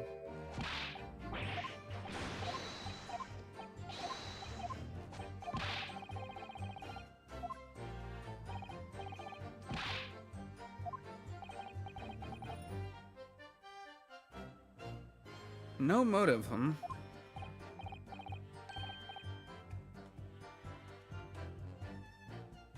That's not all, is it? Okay.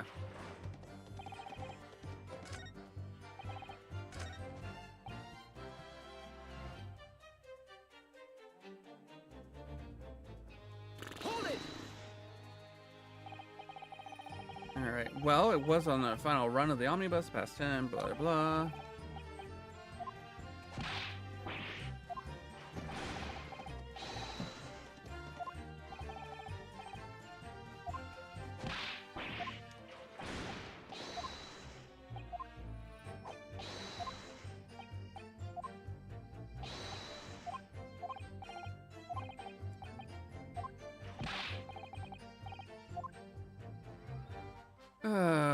Come on.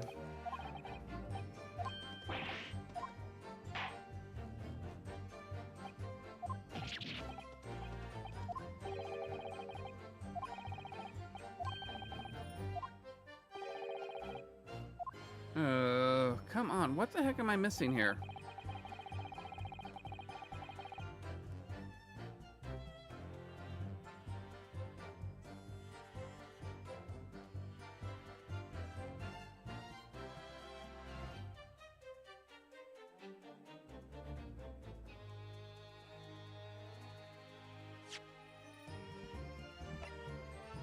Objection! Nope. Right now I'm just grasping at straws. Because what I thought was the thing that I was going to need to do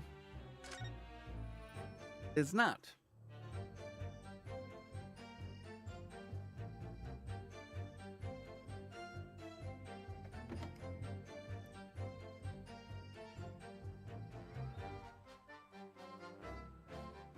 Blueprints downloaded. Did you get a new computer, Vandabeast, or are you just getting stuff? Let me see.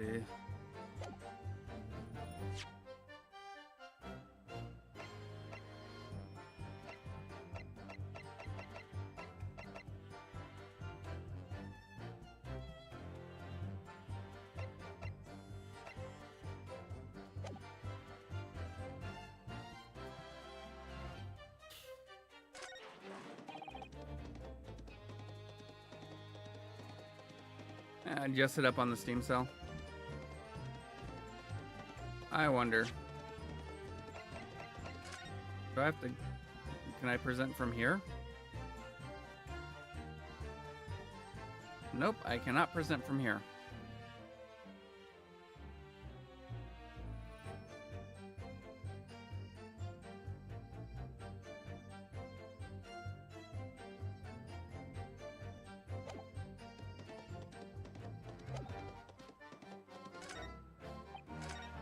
All right, let's see. Hold it! So at no time did climb into. So at no time did Mr. Mason climb up to join you on the roof deck. Absolutely not, Dickon. Yeah, we've read this actually.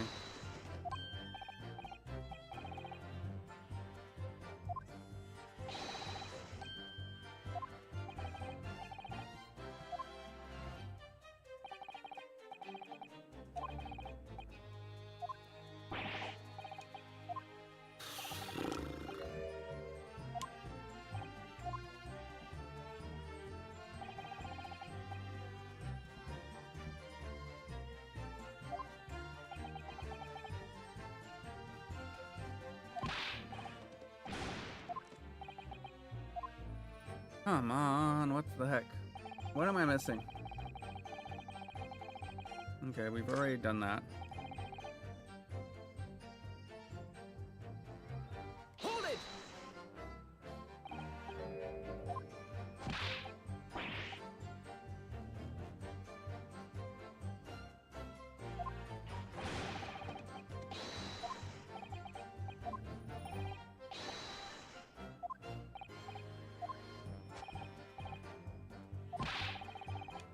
Uh-huh.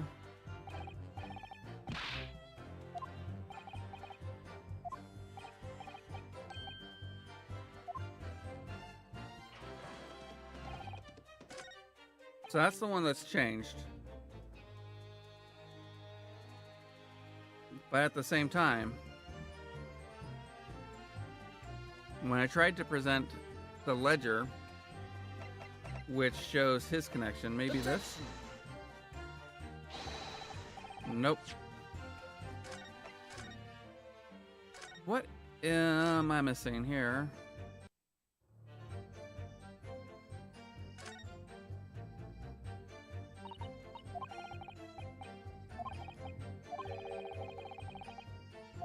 Yeah.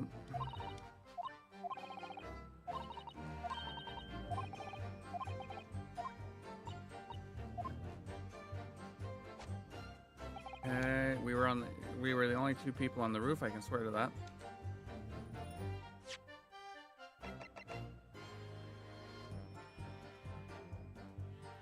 Okay, nope.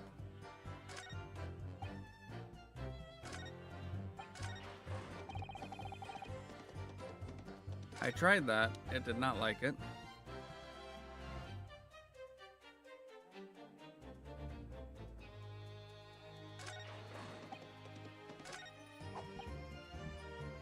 Hold it! Proof. That's raw. Demand to hear it. Yeah, I read all this. Gosh, my throat is sore from trying to do my voice for him.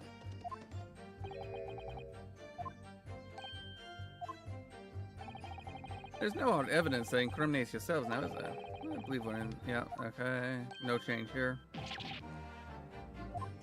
And then if I don't crack this case, he'll crack his teeth.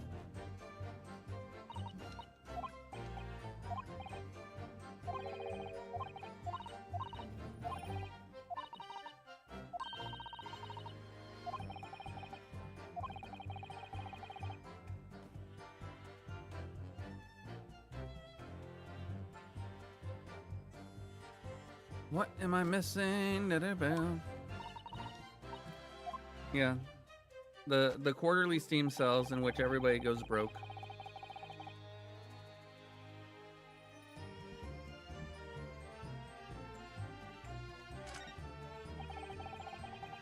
What am I missing?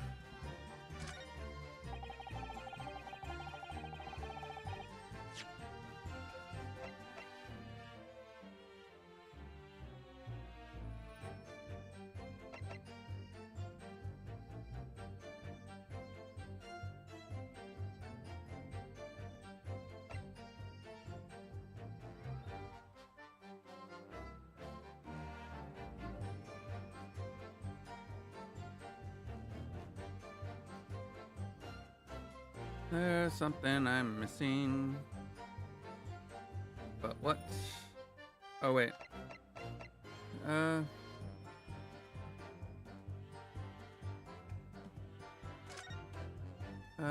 Died to intern. Okay, so there's nothing in the autopsy report to imply that there was a fall.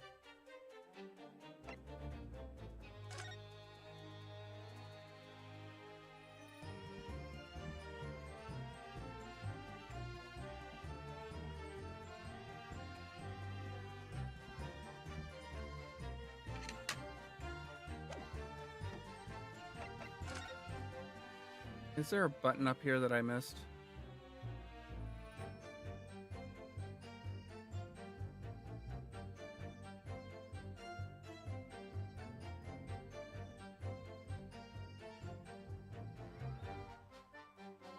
Or is the button unremarkable?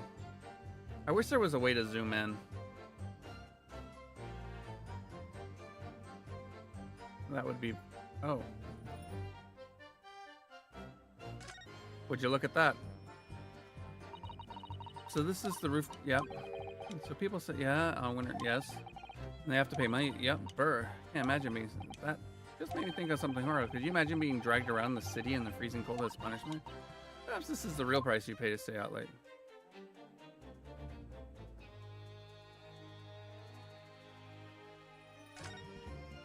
I'd like to look.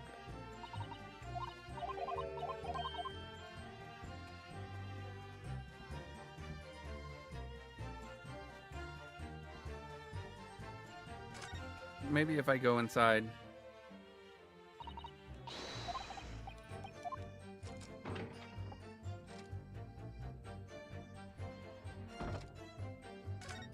There we go. Yes, it does open very wide, doesn't it? Wide enough to kick someone like you through, certainly, Mr. Naruhodo. Why someone like me? Ah, what is it? Look, just here. Look at this. That's, without a question, it's blood. There we go, that's what I was missing. Why would there be a blood stain there?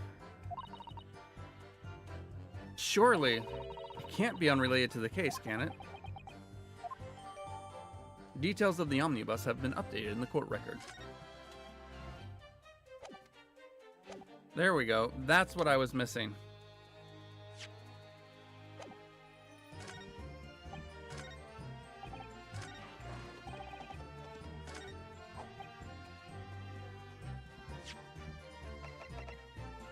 Objection! That's what I was missing. On the night in question, the victim was fatally stabbed in the stomach. And immediately afterwards, the victim's body was pushed through the skylight into the cabin below. Those are the facts, and the irrefutable proof remains clearly visible in the omnibus that stands before us today in this very courtroom. What? That's utter humbug. You can't possibly have any evidence. No, you can't. I mean, we didn't do it, I tell you. It's impossible. Irrefutable proof here in this courtroom. Counsel. My lord. I believe everyone would appreciate a little clarification here, Where exactly within the omnibus is this evidence which you allude? You will point out what it is that proves the victim fell from the roof deck through the skylight.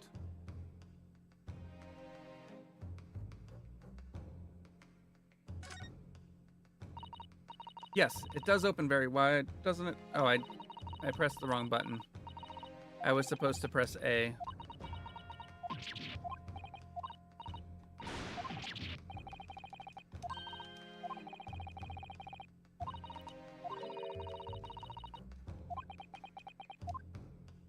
All right, let us press Y now. Got it! Got it. By Jupiter, is that blood? The bloodstain proves two things. Firstly, when the incident occurred, the skylight of the omnibus was open, What? And secondly, the victim was already bleeding when he fell through the opening. Oh my. And so it follows that Mr. McGilded who was inside the enclosed cabin himself at the time, cannot possibly be guilty of this crime. No!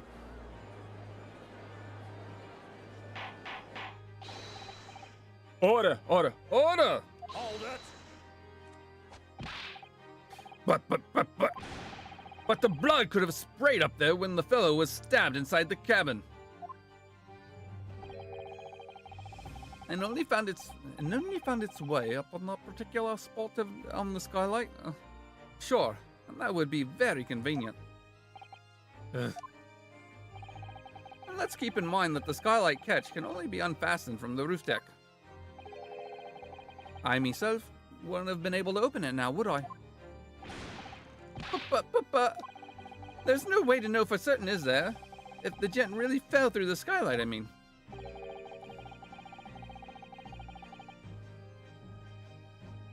Why don't you have a good look at the floor between the two seats, Mr. First, of the cabinet between the two seats, Mr. First?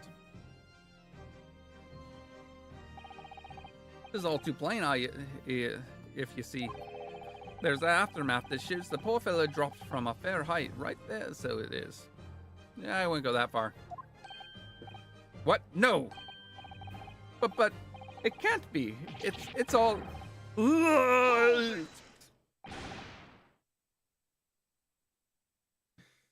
My fellow jury members, I think we can all agree that this clear proof of the defendant's innocent, can't we?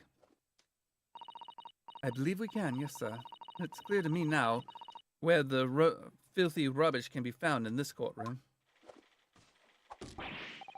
So they thought they could pull the wool over my eyes, did they? I thought you were the murderer, so hey. It's okay.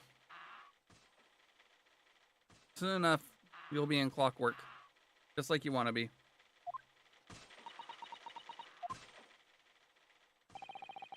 I won't tolerate any of the guild's carriages being sullied with blood. I won't tolerate it.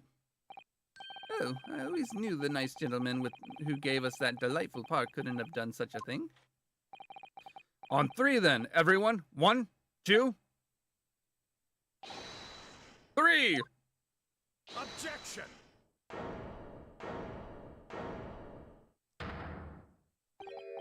A chilling performance, Mr. McGilded.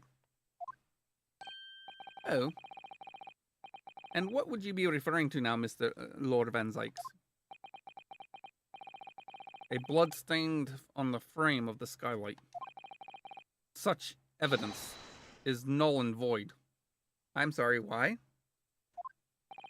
What? Why? Thank you. For one extremely simple reason. That smear of blood never existed. I'm sorry, what?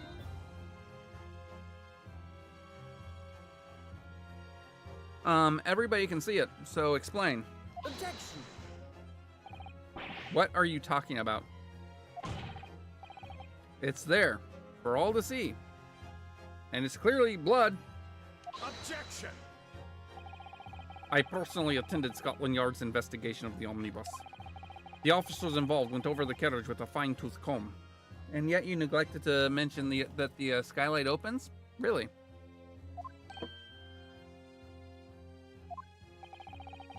So I can state with absolute surety, no such smear of blood existed in the carriage. At least, not until this trial began. Okay, show me the proof. Show me your evidence. Are you suggesting, Lord Van Zykes, that this stain of blood was fabricated, my lord? Yes. And while this court has been in session. Dude, okay, so I can admit that yes, the blood or the contents of the storage, sure. But the blood? What? Show me the proof.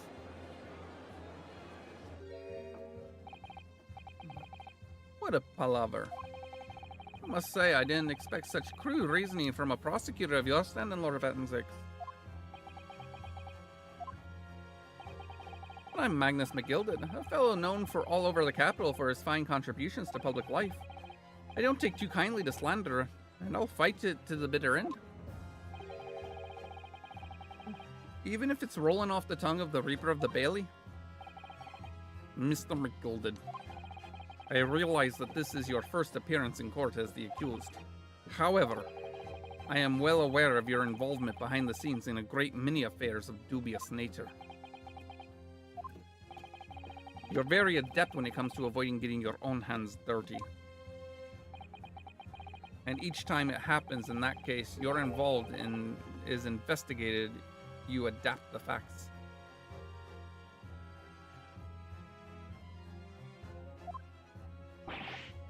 Adapt the facts? What does that even mean?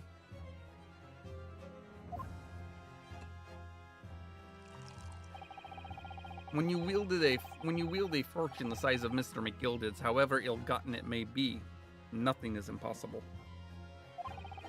Tampering with evidence, manipulating the scene of the crime, bribing witnesses. A toast to your ability to concoct the most convenient story, sir. Tut tut, Lord Van Zykes. This will not do, to be sure. Will it now, counsel? Oh, no. I think it's fair to say this does all sound like a rather far-fetched excuse by a desperate man. The blood on the skylight didn't exist, you say? But, if yous will all cast your minds back, is it not true that the omnibus there has been in the courtroom the entire time?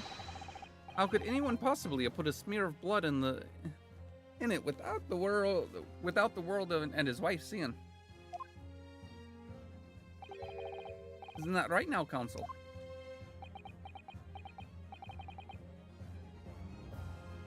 Is it true?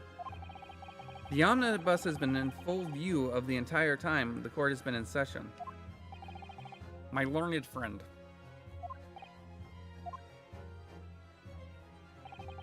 Here's to hearing your opinion on this matter, in your own words.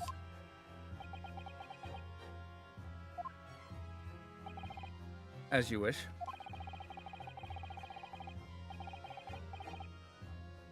Could someone have tampered with the omnibus during this trial? If you're asking me, I think.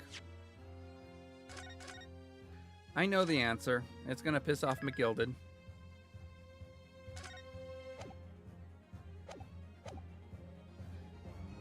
It could have been possible. Because, if you recall, the last time we played this, there was a blackout in the courtroom. That's when all the stuff in the compartment went missing.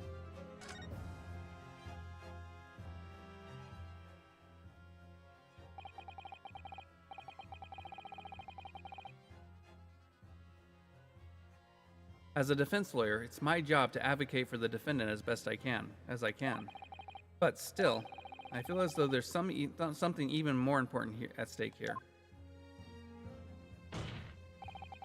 There is no evidence to suggest that the defendant did as my learned friend suggests.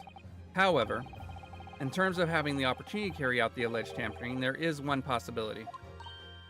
Oh, good gracious! Explain yourself, counsel.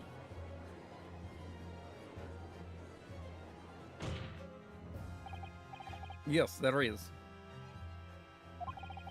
Seems my learned Nipponese friend has no intention of running from this deceit. Deceit.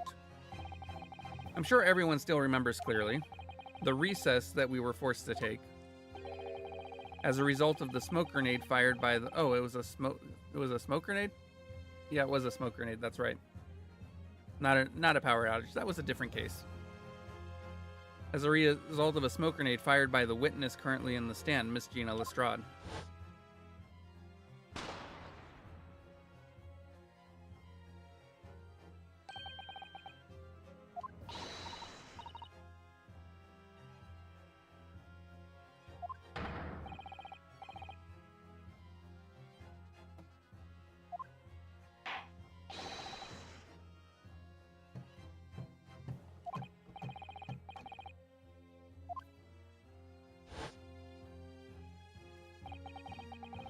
The courtroom was filled with smoke, and everyone was thrown into confusion.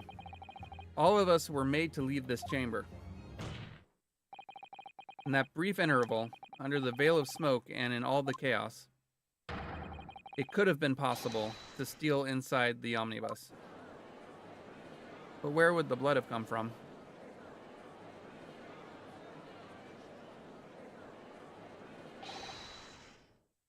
Are you wise? What are you trying to pull, you rotten, feckless gouger? Feckless? Gouger? You're supposed to be defending me. 'Tis a wicked plot. 'Tis a plot to undermine me, so it is. Objection!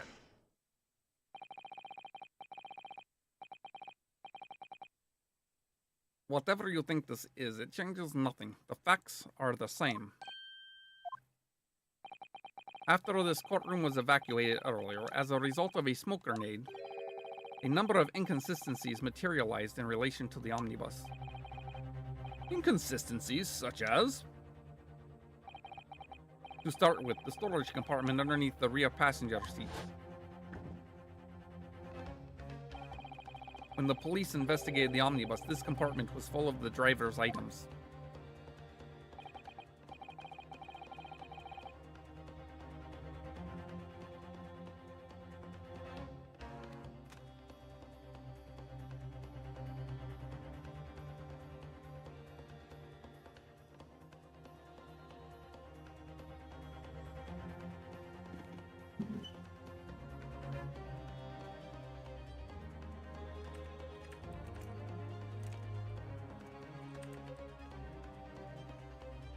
Sorry.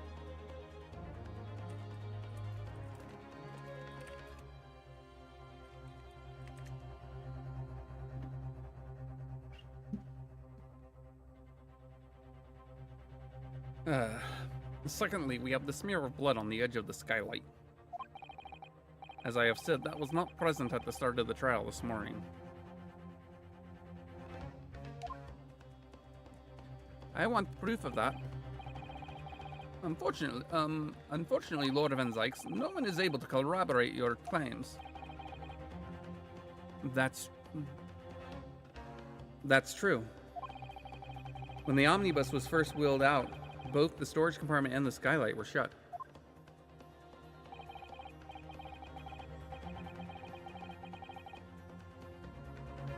Accordingly, I'm afraid to say we cannot establish with any certainty if this evidence is the result of tampering or not.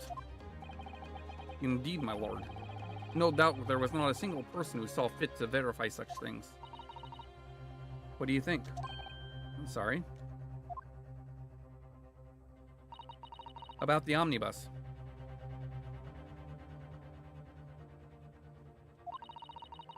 Is there anything unusual about the omnibus?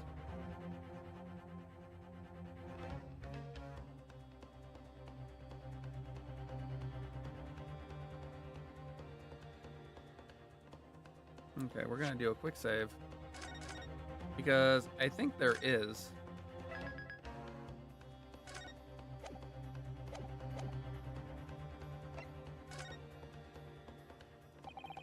My lord. Yes, counsel. Here's one further inconsistency. A mark that assuredly could not have been present at the start of the trial. What? What in the devil's name are you going to say now? If you dare betray me, you little maggot, you'd better start watching your back. Objection! Silence, McGilded. The court awaits the defense's clarification. Ugh.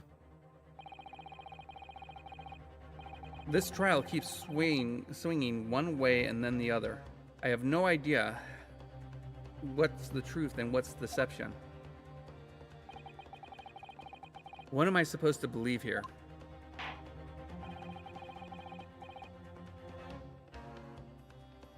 I shall have to ask you to elaborate, counsel.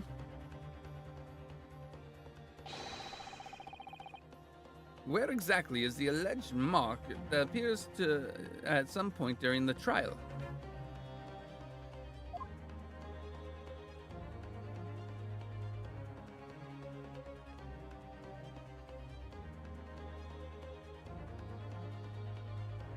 Is that what we're looking at?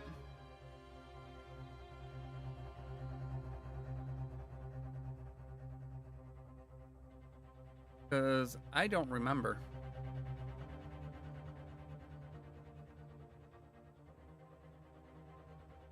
I don't see anything else.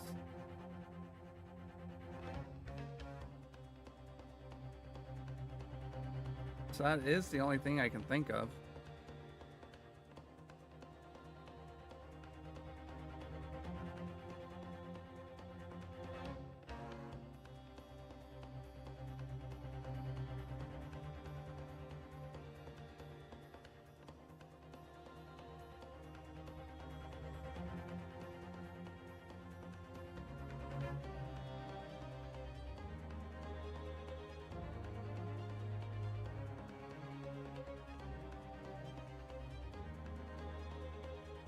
Are we going to establish that this is a different omnibus as a whole?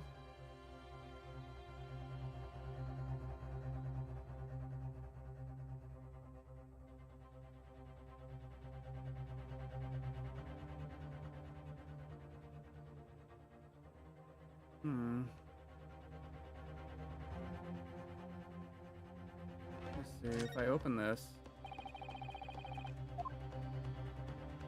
Okay, it won't let me open it. That's not it. I'm not seeing anything else. This is the problem with doing these, doing this game once a week. Hades? Hades 1 or Hades 2?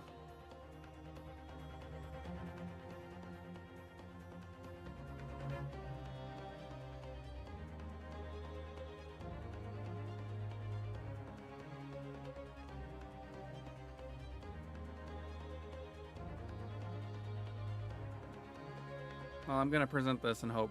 Got it! I think must see this mark here. If you mean the mark of sweat around your collar, you have chosen poorly.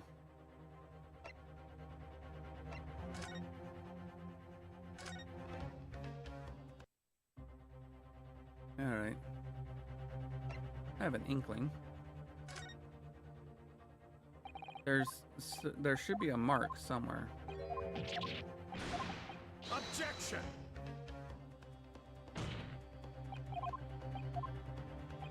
One I haven't played yet.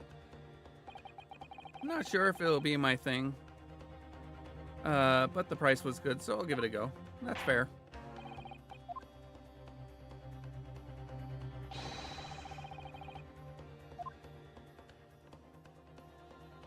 Okay. Are we looking at this bloodstain? Or this bloodstain? Because I don't see any other marks.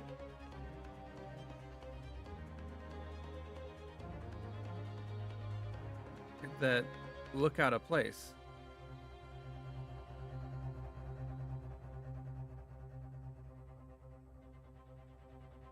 Like, I thought maybe that, but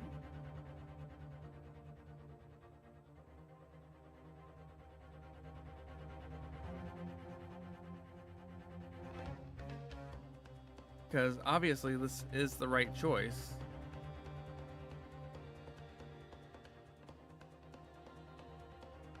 The game wouldn't let you go on this far, and if it wasn't the right choice. They're generally fairly good about that.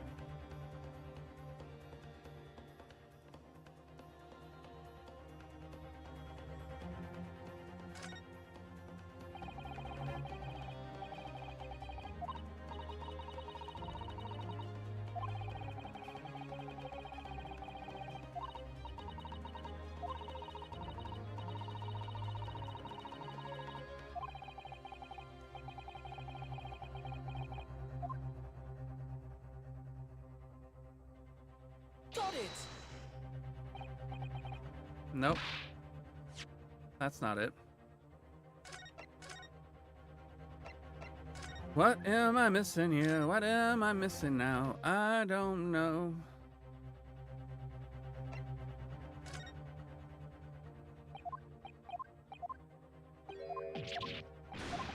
Objection!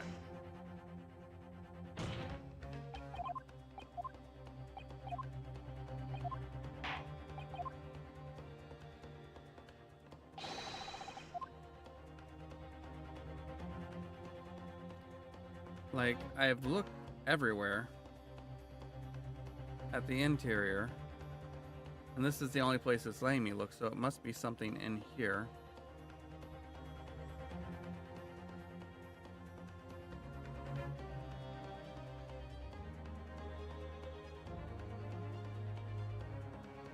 So it's got to be one of the bloodstains. Got it! If we consider the victim fell through the skylight onto the floor of the cabin, you would certainly expect to find stains of blood where he landed. But as far as I recall, this bloodstain on the cabin floor was not there when the omnibus was first brought into the courtroom. There we go. Good lord! Okay, I was right. It was that bloodstain. Yes, I do believe you're correct, counsel. In fact, I believe I commented on it last time. I was like, I don't remember there being a bloodstain. How did I miss a bloodstain on the floor? Well said. Although, as advocate for the defense, one might say that was a very careless slip of the tongue.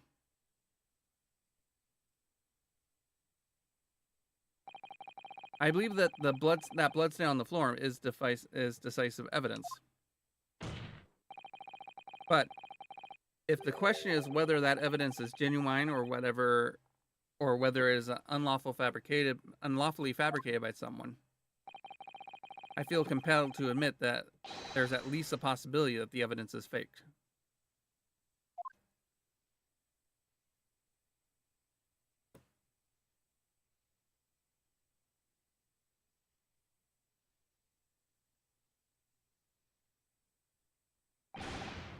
Ah! This trial is over, Mr. McGilded. I've done everything I possibly can to cooperate with this court, but it is all over now. But you're the defendant. It is over, I tell ye. Memory, recollection, what people think they saw. It is all nonsense. Facts are what counts. And the fact is, that bloodstain is there now. Ah, well. And over the course of this desperate trial, long and extremely drawn out as it has been, that good-for-nothing Reaper of the Bailey has failed to present any decisive evidence at all. I'm scandalized, so I am. I thought better of Lord Van Zykes. Well, my lord. I must confer with the defendant. I must concur with the defendant. The unaffirmed recollections of an individual cannot stand as evidence. At this moment in time, the particular bloodstain in question is very much in existence.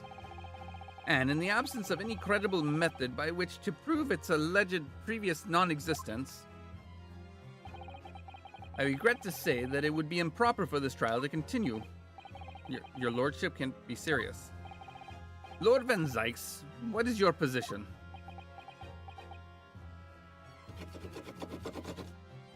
'81 is 624 right now? That's not bad at all. A prosecution, my lord, has no further witnesses or evidence to present. Very well. In that case, as I believe we have explored every possible avenue in this matter, I shall proceed with my adjudication. As a formality, I am of course obliged to confer with the defense first.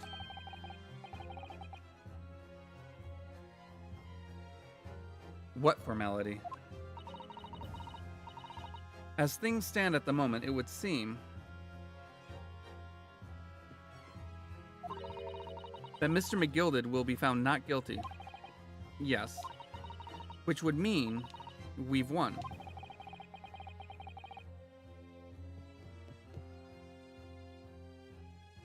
Is that really the right outcome here?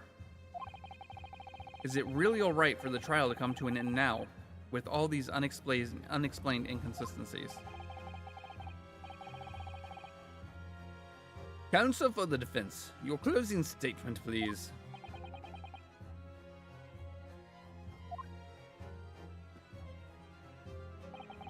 Yes, my lord.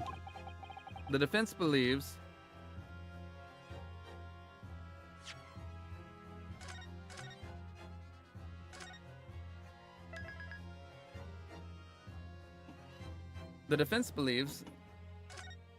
that they need to take a quick recess. Give me just a few minutes, I'll be right back.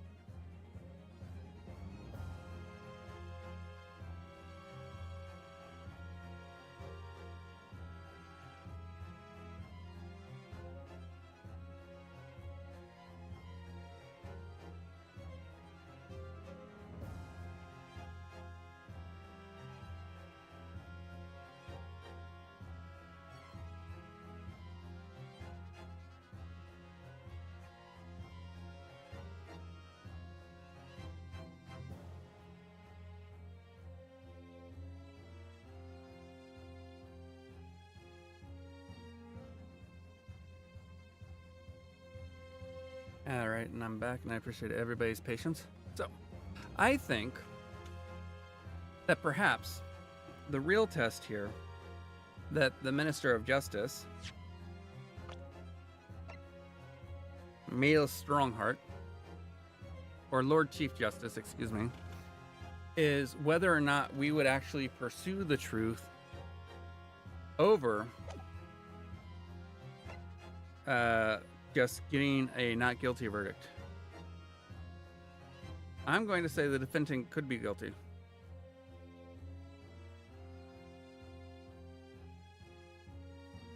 And this may be the wrong answer. I'm here in this courtroom today to advocate for the defense of my client, Mr. McGilded. However, at this moment in time, I cannot, in all good conscience, attest fully to the defendant's innocence. What are you saying, man? Without any question, there is no conclusive evidence to prove that the defendant is guilty. However, there is also no conclusive evidence to prove that he is innocent. Good gracious me! Order! Order! This is unprecedented behavior, counsel. A defense lawyer calling the accused innocence in question? Are you of sound mind?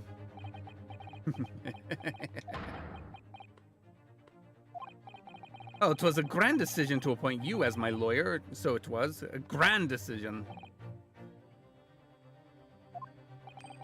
I must say, I didn't expect quite such an exciting spectacle at the end there. But still, here, have this for your troubles. Your job here is done, Phil, and some fine work you've done so far. So you have.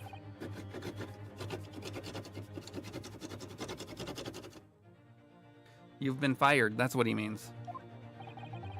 'Tis just the right honorable gentleman to succinctly put afore. A trial can't go anymore. The trial can't go on anymore. And your closing statement there was, how did he put it?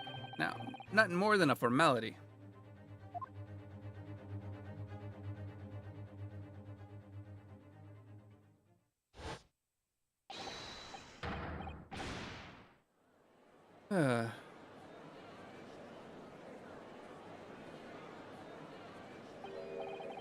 I really don't know what to make of all this. Was the evidence we've seen genuine, or was it fake?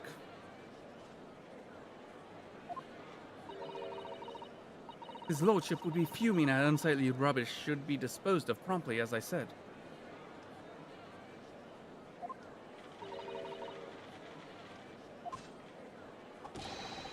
The stinking wrench are always guilty of something, you mark my words. I feel terribly afraid that I've ever doubted the lovely man who gave us the lovely park.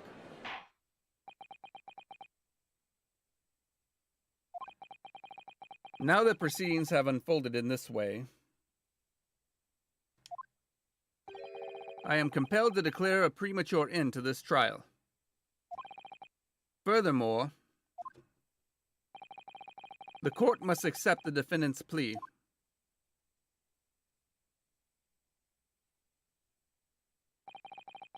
I thank you kindly, my lord.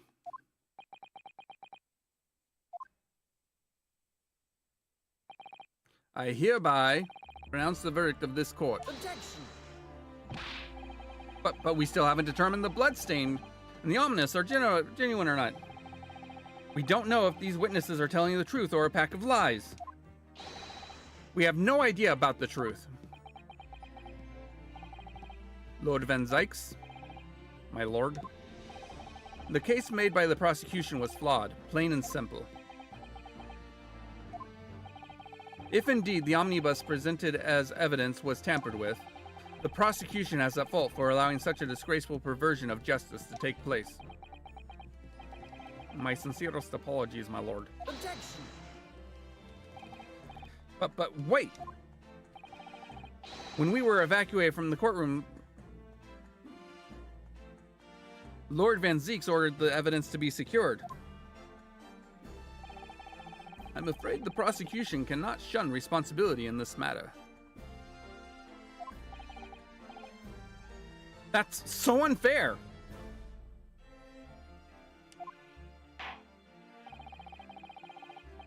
The culpability of the defendant has not at present time been established by this court.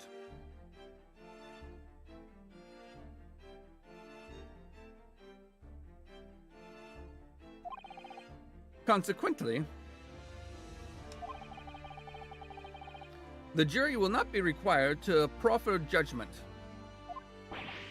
What?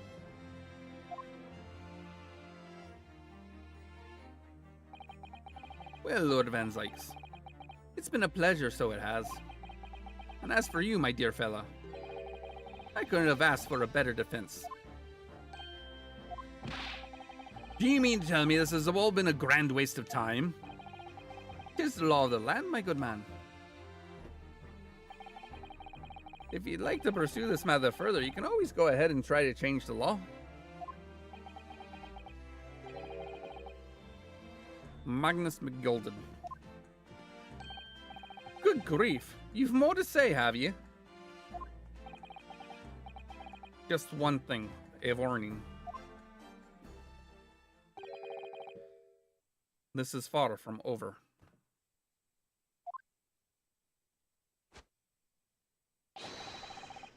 Well, something to be looking forward to then.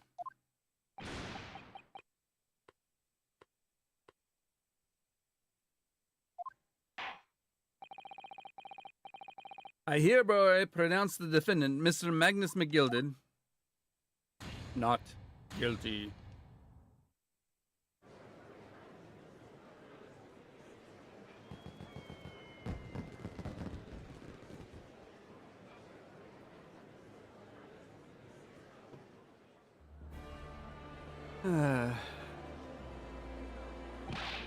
I can't believe it.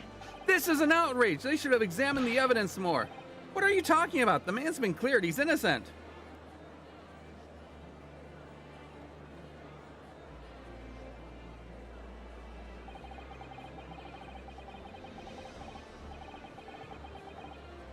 With the courtroom in pandemonium for the second time that day, the judge delivered his verdict.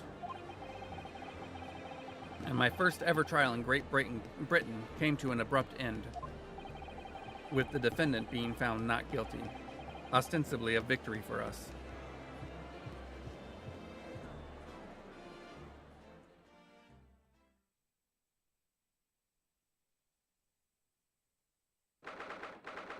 February 18th, 5:14 p.m.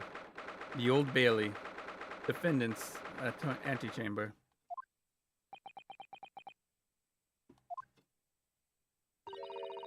That certainly was a long trial.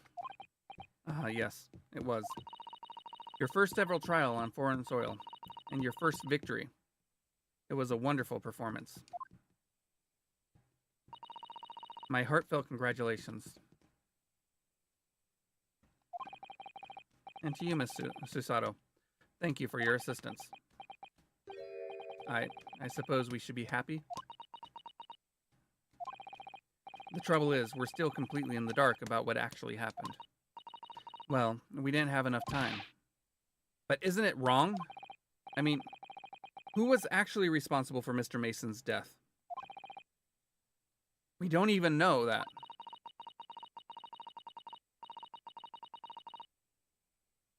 The sole aim of the defense is to obtain a verdict that exonerates the defendant. You carried out your duty to perfection. Aye, that you did. Aye, that you did. Mr. McGilden.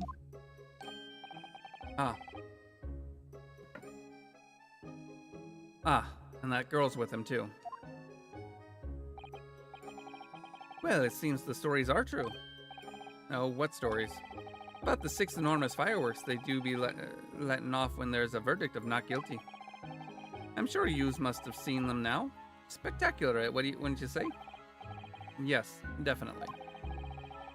I heard it was a sight to behold, and to be sure it was. And I have you to thank, I suppose, for having an opportunity to see it. Oh, I don't know about that. I'm not sure I really did anything. What on earth are you saying, fella?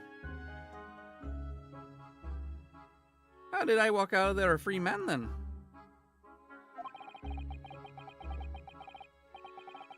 I don't think that was so much thanks to me down to your planning.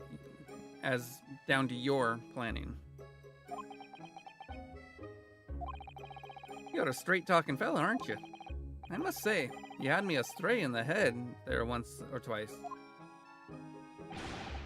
But you're young and headstrong. Ah, 'tis a wonder under the bridge. 'Tis water under the bridge. Congratulations, Mr. McGilded, on having your name cleared. Debatable. But nothing's resolved. There's only one thing that matters to me. Oh? Hi. They've all seen that I didn't do that odious and abscondent deed. 'Tis grand, is it not? I suppose it is. Now the fine fellows of Scotland Yard can take matters in hand and sort out any wee details. They'll see it for what it is. They'll get to the truth. I have absolute faith in them, so I have after all. After all, I do be providing a good number of their wages with all their taxes I pay.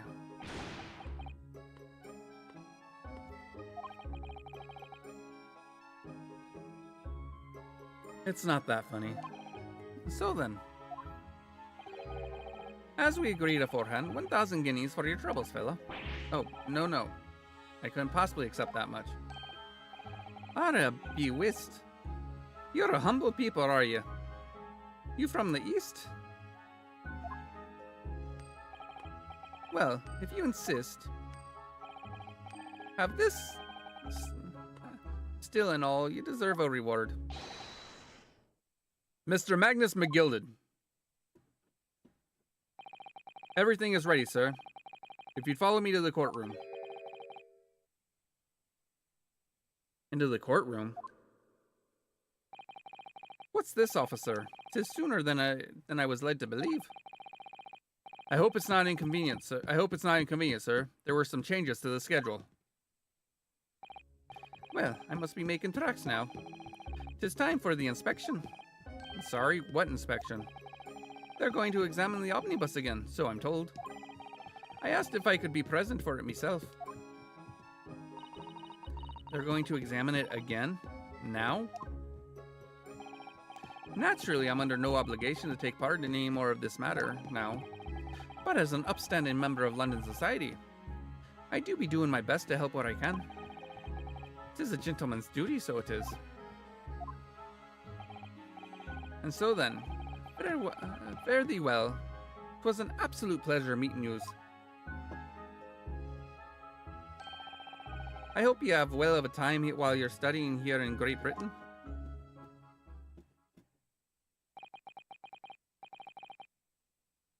And there he goes, a free man.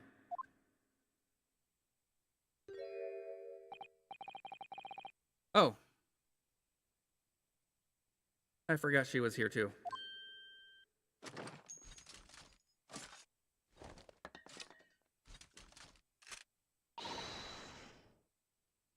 Don't move! Whereas I want to say get a move on. It really does take forever to load that thing. Miss Lestrade, would you mind putting that thing down?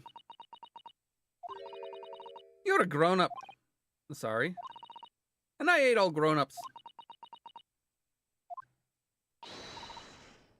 Ah, there you are. Ah, there you are. Naughty, running off like that. Is this some kind of picnic? Who's this little girl now?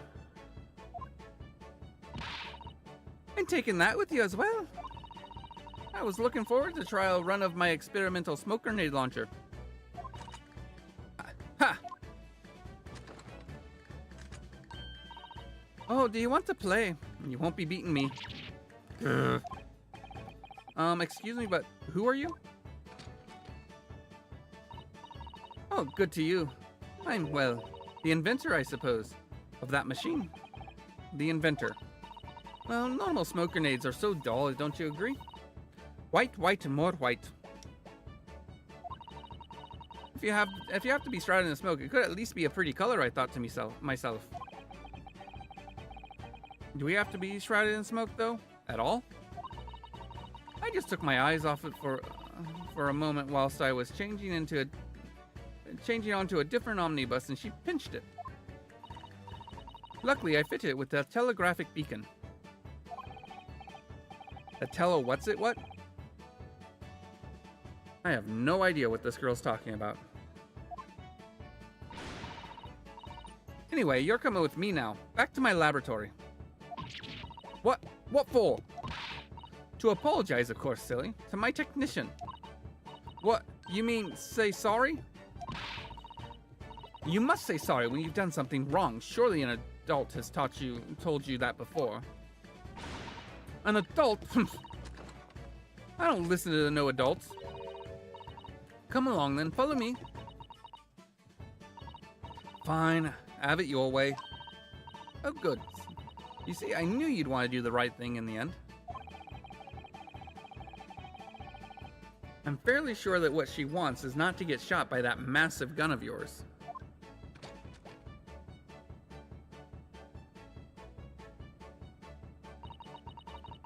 We'll be leaving now. Then, bye-bye. I'm so sorry for all the fuss.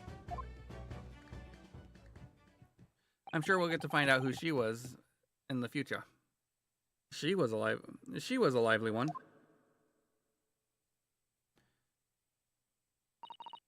Well, do you think perhaps we ought to be on our way too? Now too? Yes, you're right, but where to? Oh, we haven't had time to find a place to stay. No sooner had we arrived in London that we had to rush here. All our traveling cases are still with the bailiff. I was originally planning to spend some time in search of lodgings. But at this late hour in the day, I'm afraid we may be out of luck. Don't worry though, I have a plan. If the worst comes to worst, I've heard of a lovely park where we could spend the night. Please tell me you're not thinking of McGilded Park. I know it may be a little chilly at this time of year, but our youthfulness will see us through. I'm not so sure about that. I think midwinter London night will freeze a young person's soul just as easily as an elderly one. Oh dear, that doesn't sound agreeable. Now I'm starting to regret turning Mr. McGilded down. That 1,000 guineas would have paid for a lovely warm room or a mansion.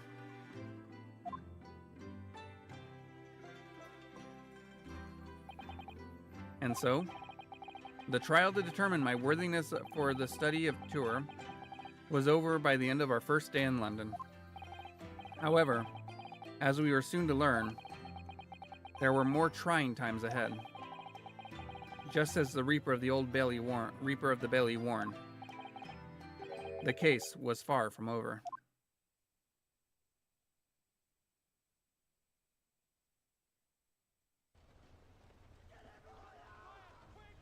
What's going on? Get the fire brigade! Water! Bring water, quick! What the? How did this happen? I don't know, sir. By the time I got here, it was already engulfed. No one was supposed to be allowed in here before we started investigating. No.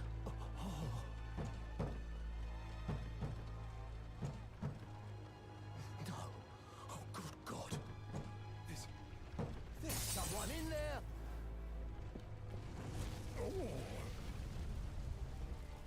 Who? This can't be.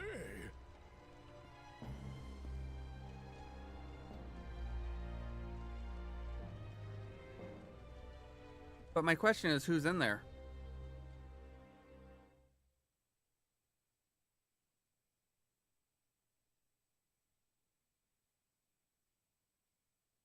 Was it Mr. McGilded?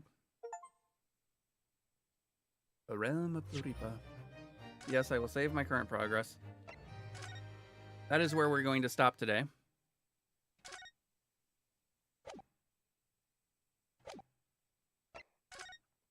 At least on this. Actually, no, I think we're just going to call it a day here. I don't think that 40 minutes is enough time to make any good headway in Silksong. So with that, I do want to say, Final Fantasy Tactics downloaded! Very good. I do want to say thank you for watching. Thank you for spending your time with me. Take care of yourselves. I will see you tomorrow, where we are going to be continuing our misadventures in Hollow Knight Silksong. Until then, take care, everybody, and goodbye.